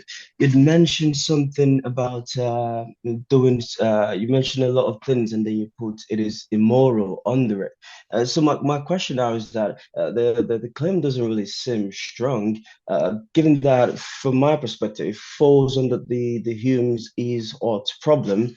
And moreover, morality has shown itself to be really, really relative. So doesn't it seems to me like a projection of some sort, like you're projecting a want, so to speak, like you want us to treat each other as if we're moral beings to the extent that now that we recognize ourselves as moral beings, we won't be able to act in certain ways because we already see ourselves as moral beings, which just come down to another question. I'm sorry that there's more questions in my question. The question that was Hitler immoral or just subsumed in some ideology that, from his perspective, was justified because of his premise and his conception of the human? And also, There's was Jesus immoral because the people that Jesus was living with, all they wanted was a military savior? But then Jesus came and said, "Well, you have to love your neighbors as yourself." Do you know what I mean? Like the question, I think the overall question is that what is the justification of that claim if morality is shown to be relative? Isn't it a bit perspectival? I think I understand the question. Hot take: Hitler was immoral. Jesus was moral. But as far as why do I say that discrimination is immoral on the part of it where it's a normative claim? It's because normative claims are by definition claims about morality. I also had evidentiary claims, I had causal claims, I had historical claims, and I had predictive claims. So it was a series of different categories, and the normative part is about morals, and that is why I'm using my personal moral feelings in there. Hope that helps. It does. So that means it doesn't scale beyond you then. It's only what you feel. I don't know about you, but I think treating people equally is a pretty normative thing in the U.S. and in the American morality in the Constitution. I think that's it just seems pretty... that Israel is shown otherwise, as opposed to, like the claim We're doesn't in really America, scale. man. We're in America. I'm actually in the United Kingdom. I'm in the United Kingdom, not America, unfortunately. America might be wonderful, but I don't think your claim scales overall, because you're making a claim about the human in general. And it turns out there's a lot of humans, and it seems your claim doesn't scale that much. Like I said, it's coming from a philosophical perspective. That's my point, anyways. Time's If I up. could jump in on the morality, we had an event on morality, and I would argue that the six intentions are actually a good definition of morality. If you follow those six intentions, they will guide you in a good ethical direction. And I don't like the word morality because it's religiously loaded, but it's, I think, a good set of ethical rules, which really means the same thing, but is a more polite way of putting it, I think.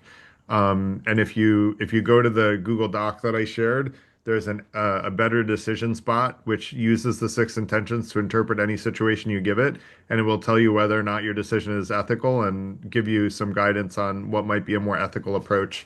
So I highly recommend checking that out, Jackson, and trying to give different perspectives and see if you can stump it. If you can stump it, I want to hear about it. All right. Saif, go ahead. Good to see you, buddy. You're on mute, Saif. Or maybe he is not available. Oh, sorry about that. I'm just fiddling around with my mute button. Can you hear me? Yep. Go ahead. Oh, okay.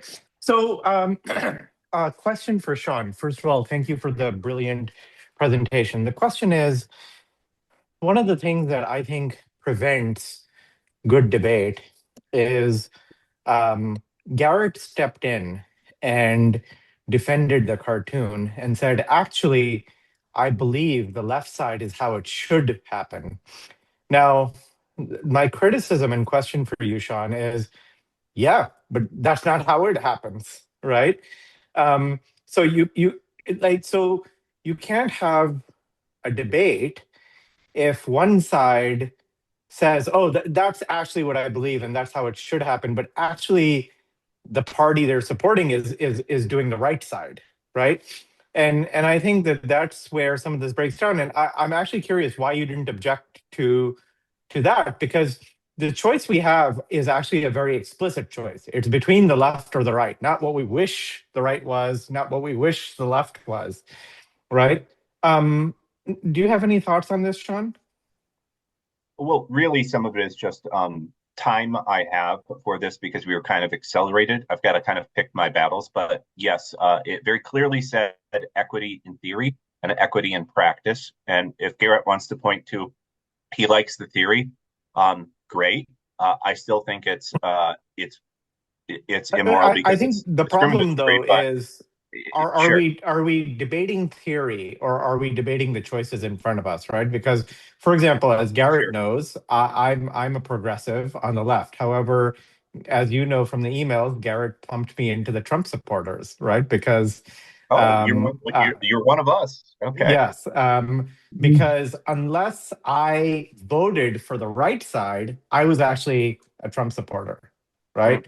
So if we had a long discussion where you very much defended Donald Trump in many, many different ways. So if I improperly classified you as a Trump supporter, you can always correct me.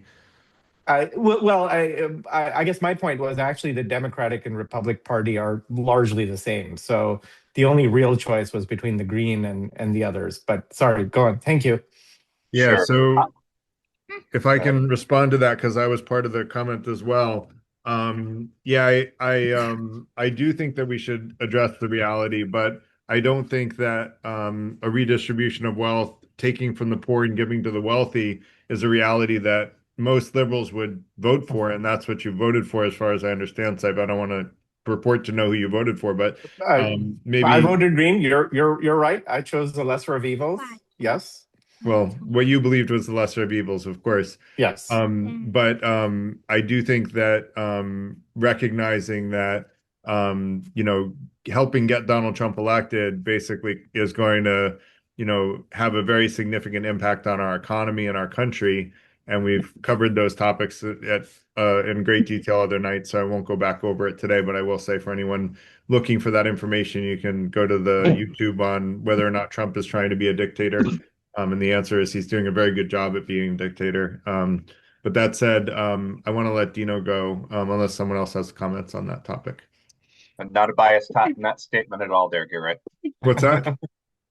Not a biased statement at all. He's a dictator. I don't see why I would be biased. Like, why do I have a reason to be biased for or against Trump? I have nothing. I have no personal qualms with him. All I'm doing is saying. You often say that you're trying to save democracy. What, was he democratically elected? Did the democracy fail in this case? There are questions about that, actually. There are actually lawsuits ongoing about whether or not he was rightfully elected. So, Got it. So that's January 6th happens, and he says, "I think that it was rigged." He's dragged through the mud. Now, when he wins, you say it was rigged, and you feel fine, and your hands are clean. Okay. I mean, look, you can disagree, but he said that the elections were rigged over and over again, and you seem to still think he's great, even though he said that, and he did try I to don't rig the like that. I elections. don't like that part about him, but Well, there's we plenty know of things I that. don't like Just let about me him. let But me I've finish told what I you, was saying, Sean. yeah, He did go to Georgia and say, "Give me the votes," right? So he did. We know he tried to rig the elections.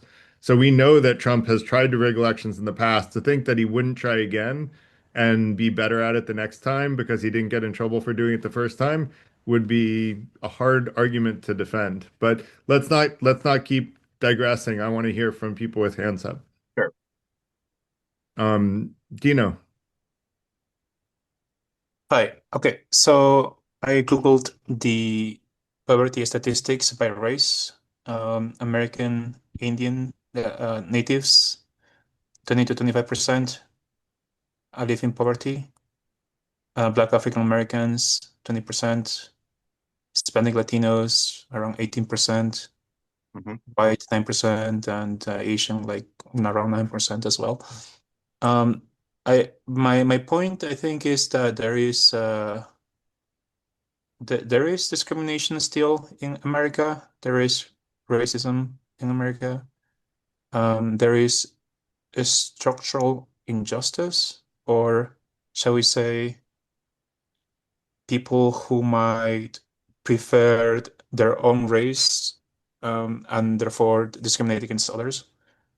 And because of history, which, okay, so far so good. Well, Yeah, let's no just doubt. Yeah, there are hello. racist people. Yeah, hot take. So far so good. Okay, so and then the history of systematic oppression, like you were saying, Jim Crow, slavery, it has made certain groups poorer, and so they're starting on unequal footing. And my question is, if it is not through DEI that these issues are tried to be resolved or tried to get some equity, what are some other ways in which you can tackle this? Because I don't think ignoring the problem is going to be any helpful to people. In fact, it might make things worse. That's a fair question. The first thing to do is stop if there is institutional discrimination against certain groups, you should stop doing that, first off. Second, in the case of when after Jim Crow, after slavery ended, there were attempts at the Reconstruction and everything, and many of those things didn't do very well. And there were things like affirmative action after the LBJ passed to try and make up for the echoes of racism from that era that lasted. But the problem you run into with historical marginalization is you're never not going to be historically marginalized, because history, it's always a thing in the past. So at what point, after how many years, after how many generations, do you say, okay, I can stand on my own 2 feet, or yes, maybe I grew up in an XYZ neighborhood, but I am just as good as the guy down the street. I am just as smart. I am just as determined, and all those other things. How long do things like affirmative action or handicaps or penalties last before we can say that we treat people equally? So I guess I'm going to come back to Sean. I think we agreed on socioeconomic affirmative action, right? So I wonder if for Dino, I think that's fair. Yeah. so Dino, would you agree that socioeconomic affirmative action is actually more fair than race-based, especially given my example of my friends that are black doctors? Like their kids are going to have huge advantages over people if we have race-based affirmative action favoring black kids, which is now illegal by the Supreme Court. But theoretically, before, like they would have had a huge advantage over young Asian kids that come from a poor family. Yeah, yeah. I mean, you can. I mean, I'm not against helping the poor get out of poverty. We know that poverty is a sickness in our society that must be eradicated. Hot take. Hopefully by helping them rather than eliminating them, which is what the Nazis wanted to do, right? So, and Well, I think yes. we would all agree on that here. But I'm curious, Sean, Yeah. you said that we When should it comes stop. to, Go ahead, sorry, Dino. but I wasn't finished. So to Go add ahead. to your question was also, okay, well, it's about poverty, but also what about ethnic, racial, right, race? And because there is a history of racism and discrimination, the structure has sort of kind of, if you look at, I don't know, like if you look at a building, like the building of America is it's messed up for the different races. So we have to tackle those as well, and we have to be, I guess, because Sean pointed out, made his point very clear that when you are trying to help these people uh, with a what's the word for it? You're helping one group more over the other. That's discriminatory because the system was discriminatory. Now, when you're trying to help those people, you cannot call it discriminatory, right? Because you're kind of helping the discrimination that kind of happened in the past almost. So you're That's trying to reverse. fix things, Sorry, go ahead. reverse You're discrimination. you're Yeah, pointing so towards things like affirmative action, like right after Jim Crow, or I'm talking about like giving. DEI Yeah, stuff. Like you're trying to sure. give more opportunities. But even the concept of DEI I kind of found interesting because okay, I'm not well versed. I just kind of joined the conversation. This came up. I haven't made much research on him, but from what I have heard, it sounds to me somewhat different from what you seem from how you understand it. Um, in my perspective, DEI seemed to be a way in which you kind of one of the big ways that DEI was helping people was by making the opportunities accessible to them, whereas it might have not been accessible before. So like giving people, oh, here's the opportunities that we have for scholarships or for like programs or etc. Letting people know was one of the things that DEI was doing.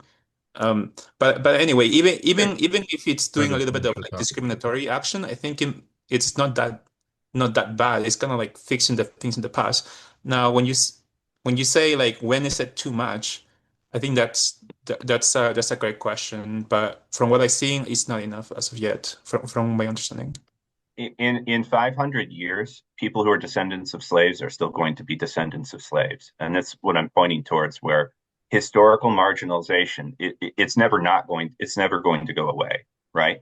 People who were historically oppressed at some point will always be able to claim they were historically oppressed. Um, I think when it's closer to the actual injustice, there's a little bit more wiggle room for restorative. I think the term is restorative justice or something like that. or doing something about that. But the further away from that, I think there's less of a leg to stand on.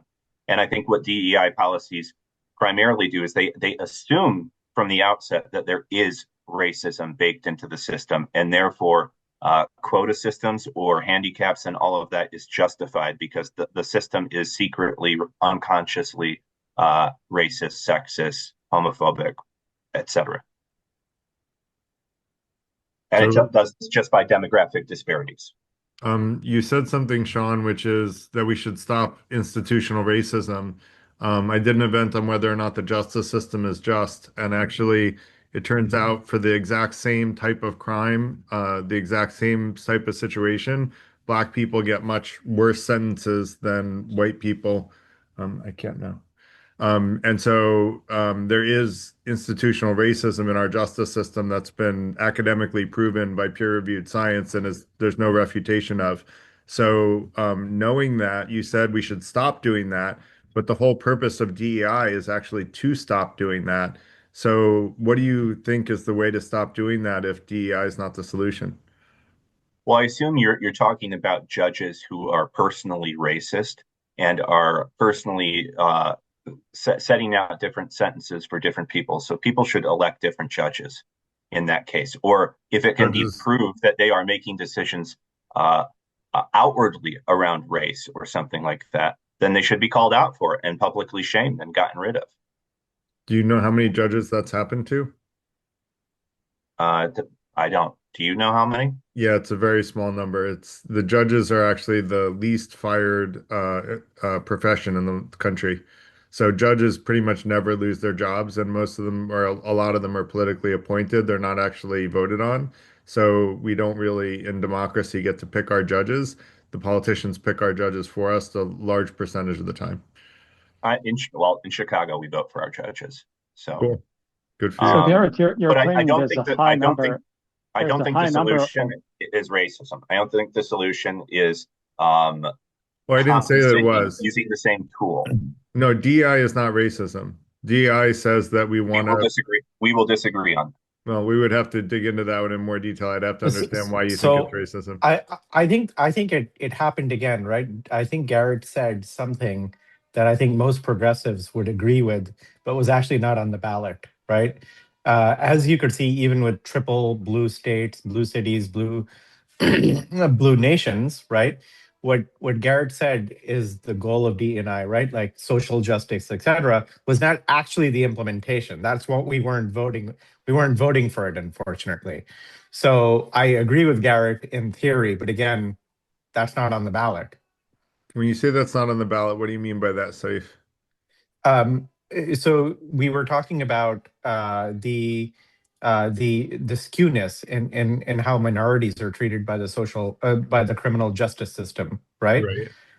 Largely in America, that was not fixed under Blue Rule, right? That was not the as-lived implementation of these policies, right? There was always an excuse. Oh, we don't have a blue president. Oh, we don't have a blue state. Oh, we don't have a blue municipality. But very rarely did it actually get implemented, even when all of those were in place. Can you cite evidence of that, like statistically significant evidence of that? You could probably look around in the town you live in or the town I live in, and they're all woke towns, and they all have Black Lives Matter flags. Speak for yourself. My town's red, buddy. Okay. So you can come to my town, which is right down the turnpike. It all has Black Lives Matter signs. My town's so red. You know what's missing? No one on the blue side even runs for local office in my town. Okay, so you know what's missing in the blue towns? Minorities. So that's as implemented, right? Yeah, Chicago's pretty diverse. Yeah, I think if you look at big cities, they're much more diverse. Justice? Have you fixed social justice there, right? I would love to be challenged to find cases. Saif, we elected Brandon Johnson. We won. We solved it. I would love to be challenged to find cases that Chicago has solved social justice, but of course not. Of course not. We virtue signal. We virtue signal like how. Crazy. I think that's what's on the ballot. Unfortunately, that's why I'm pointing it out. let's go on to Jackson now. All right, I think I have one more last question. So before I do ask that question, though, I must say I'm not actually from America. I live in the United Kingdom, so I'm not very versed in most of these political talks. And mostly my area of expertise is mostly philosophical anthropology. So most of what you're saying just I just can't wrap my head around it. So, anyways, the question that I wanted to ask was concerning that logic hammer, the logic hammer you mentioned. You Yeah, mentioned it earlier in the beginning. It's just a question that because the Stoics said something that the beginning of education is the understanding of terms. So the question is that doesn't there need to be a shared assumption or at least a ground for reasonable argument to proceed? yeah, So why else do people disagree? If there's a yeah. shared assumption, wouldn't there would be no point to argue? Would it even mean that there's no, Oh, hard I'd disagree. say maybe no point Yeah, to have like if we have a shared assumption, one of the reasons why the inquisitors were punishing most people back then was because the cosmology they were bringing out doesn't align with the Aristotelian version. So they were punishing people that was doing it, like Galileo and the other guys. So now, if we have shared assumptions, or say, for example, we have a clear understanding of what a human is, maybe all of this discussion wouldn't even arise in the first place. If we don't have all of this shared assumption or an understanding in which you and I can agree on, then it seems like the majority of our arguments are going past each other. And also, I'm coming from a philosophical perspective, so it's more theoretical. It might not be practical, but that This was my question concerning Jackson, that logic this hammer. is Jackson, I uh, hard disagree, and real here's quick why. Here's to why I Jackson just disagree. before start. Oh, hang on. Yeah. Here's where I disagree. I know where you're coming from, and Garrett's gonna hate me for this, but I you're assuming that human beings are like robots, where if we all have the same information, we'll all come to the same conclusions. We've Not talked about this. correct. It's called the blank slate theory. Steven No. Pinker has completely disproved this, and we talked about this Honest, let last me week understand. around Jonathan Haidt's work. People are born different. I'd like to clarify that that is not Yeah, my assumption. yeah. I'd like to clarify that. That is not my Okay. assumption, though. Okay. So Like Um, I said, I come from a philosophical anthropology perspective, I which think Got means we're looking for invariance amongst variants. You know, I mean, we don't see a dog learning Chinese, but we see someone from Africa learning Chinese. So that means there's something about the human in Africa and the human in China that are similar that you don't find in a dog in Africa and a dog in China. Do you get my so, point, though? So that's why I Jackson, said philosophical I anthropology, think your want not to point, re- necessarily Jackson, is want to that robots. respond. I want to respond to Jackson because I think I understand this point, which go is I ahead. was going to mention Socrates as Socrates said the beginning of any discussion should be an agreement on the definition of what we're Correct. discussing about.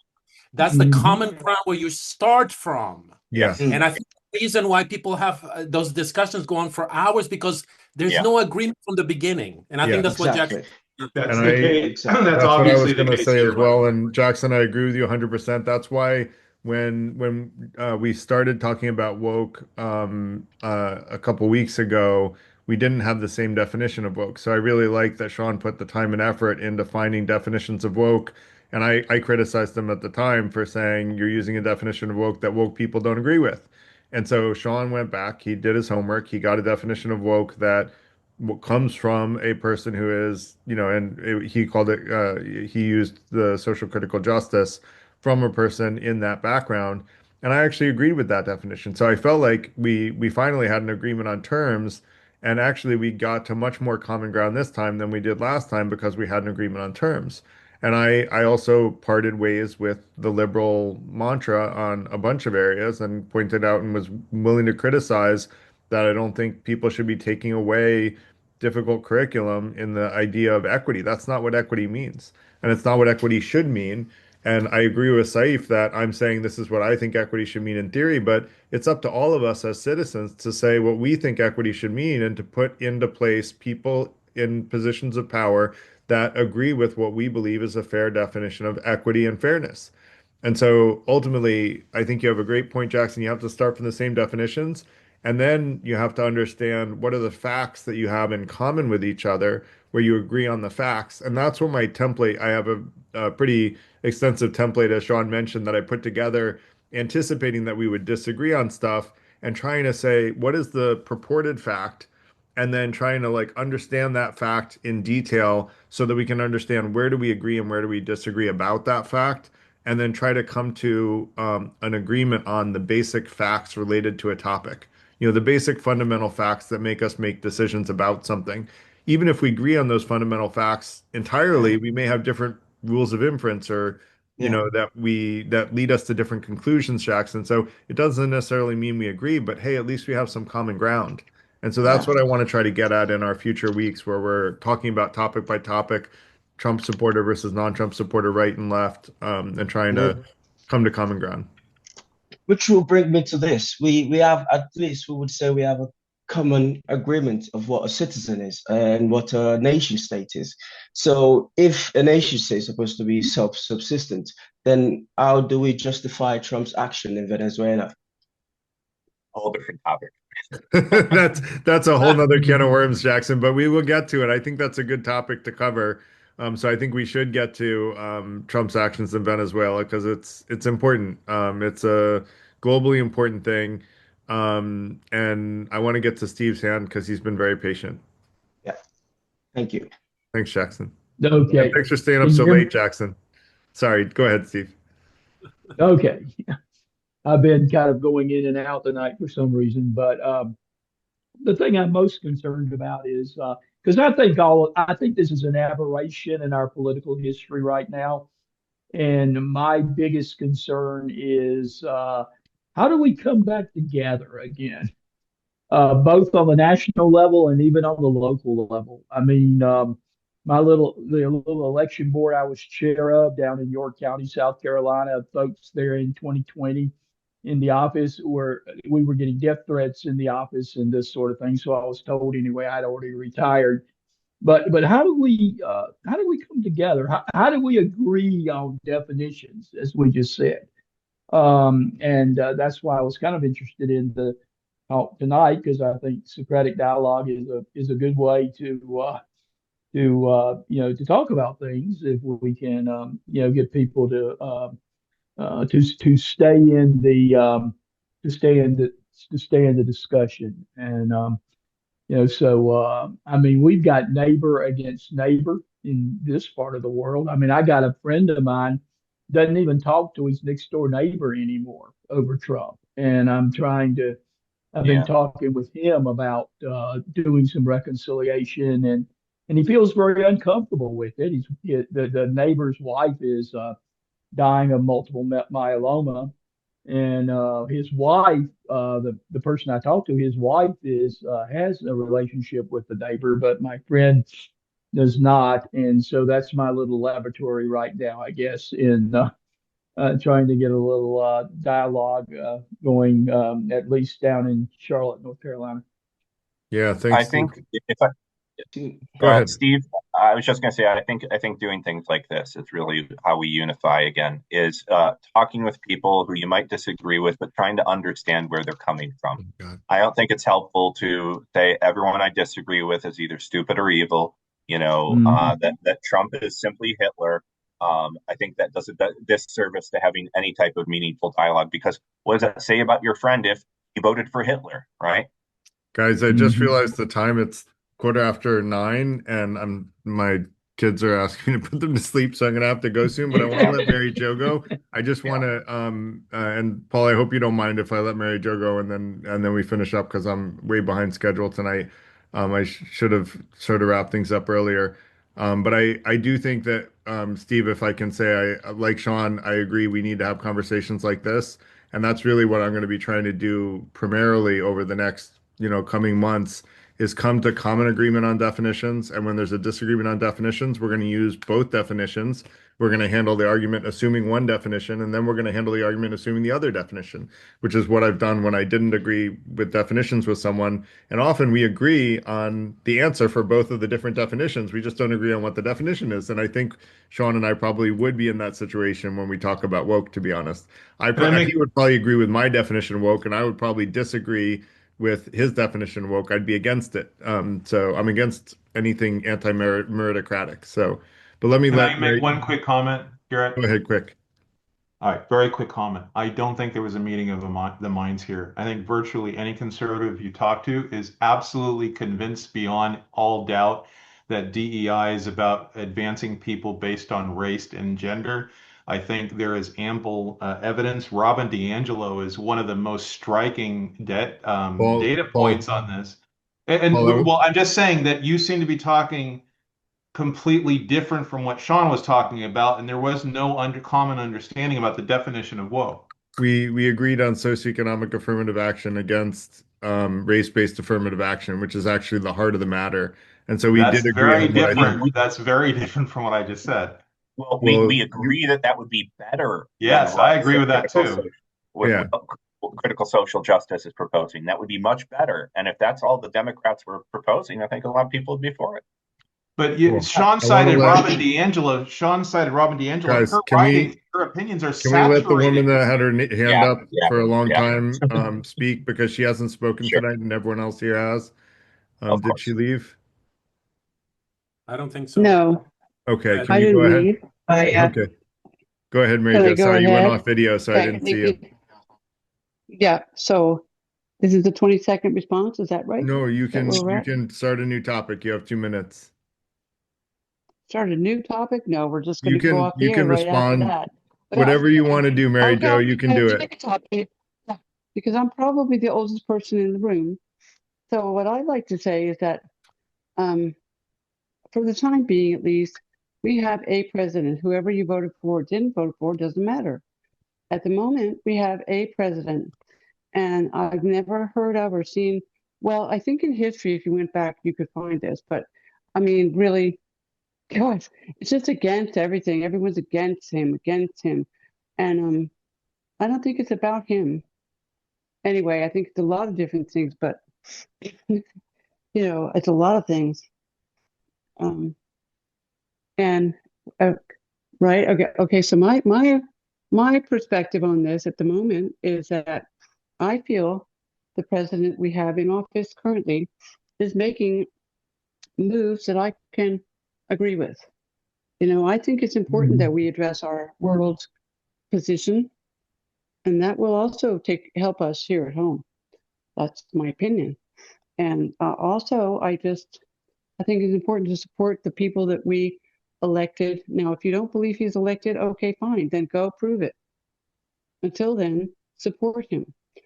Okay, there was a president before this one who maybe I didn't like that guy so much, but you know what? Even like that's okay. My personal thing at that time for 4 years was like, I don't understand why the military hasn't risen up against him. That was what I really feel and felt. Okay, and I still feel that way. So Can I ask now, why you felt the military should have removed Biden? oh, well, because he was letting way too many people into the country completely unvetted, completely. All right, that's it. Mainly the border. So you think he should have been removed from office for border policy? I do because of what it has brought out in everyone. Because now there's all these people here, which, to my way of thinking, they should go. And if you watch some news, you will see that Obama and Clinton all said the same. Illegal people need to be taken out of the country, and nobody got mad at them. Now we have a different president saying the same thing, and everybody's mad at him because he's doing his job. He's doing what, in my opinion, he was elected to do, which is get the people who don't belong here out of here, especially anyone with a criminal record, okay, or criminal intentions. I Do you don't know know, that but people, do you know there's a that lot of people that don't belong here. do you know the percentage No, of people in ICE detention camps that have committed crimes? What would I you don't, guess but it I didn't is? interrupt you when you were speaking. Excuse me, I didn't interrupt you, did I? I thought you Ask were stupid done. questions like that. Excuse me, that's No, not you didn't polite. ask That's if not I was polite, done. Mary Jo. I don't care. Like, what do you mean We it's have not only polite? You one rule, interrupted and that me. is to remain polite, and you Yeah, can either be polite or you'll be removed. That's our one I am firm polite. rule. What's that? How was I not polite? How was I not Saying that I polite? was asking And a then I'll stupid stop question talking. is not polite, Mary Jo. Well, that you interrupted me to ask anything at I all apologized for is where we're interrupting at. you. I thought you were done. So thank you for sharing your opinions, Mary Jo, and thank you for being polite at the end. So I appreciate that. And thank you, everybody, for the dialogue. It was nice chatting with you all. And hope to see you guys next week. We'll talk about the event posting talks about inflation, but we're going to talk about the Renee Good situation with ICE. And so I think that'll be a more tangible, like easy to focus on the facts that are relevant to the situation type of topic. And so hopefully we can use our template next week and try to work through, collaboratively, what are the facts that can be brought to bear about that situation and what kind of conclusions can we draw. So thank you all. Appreciate you and hope you all have a good rest of your night and see you guys next week. Thanks. Bye-bye.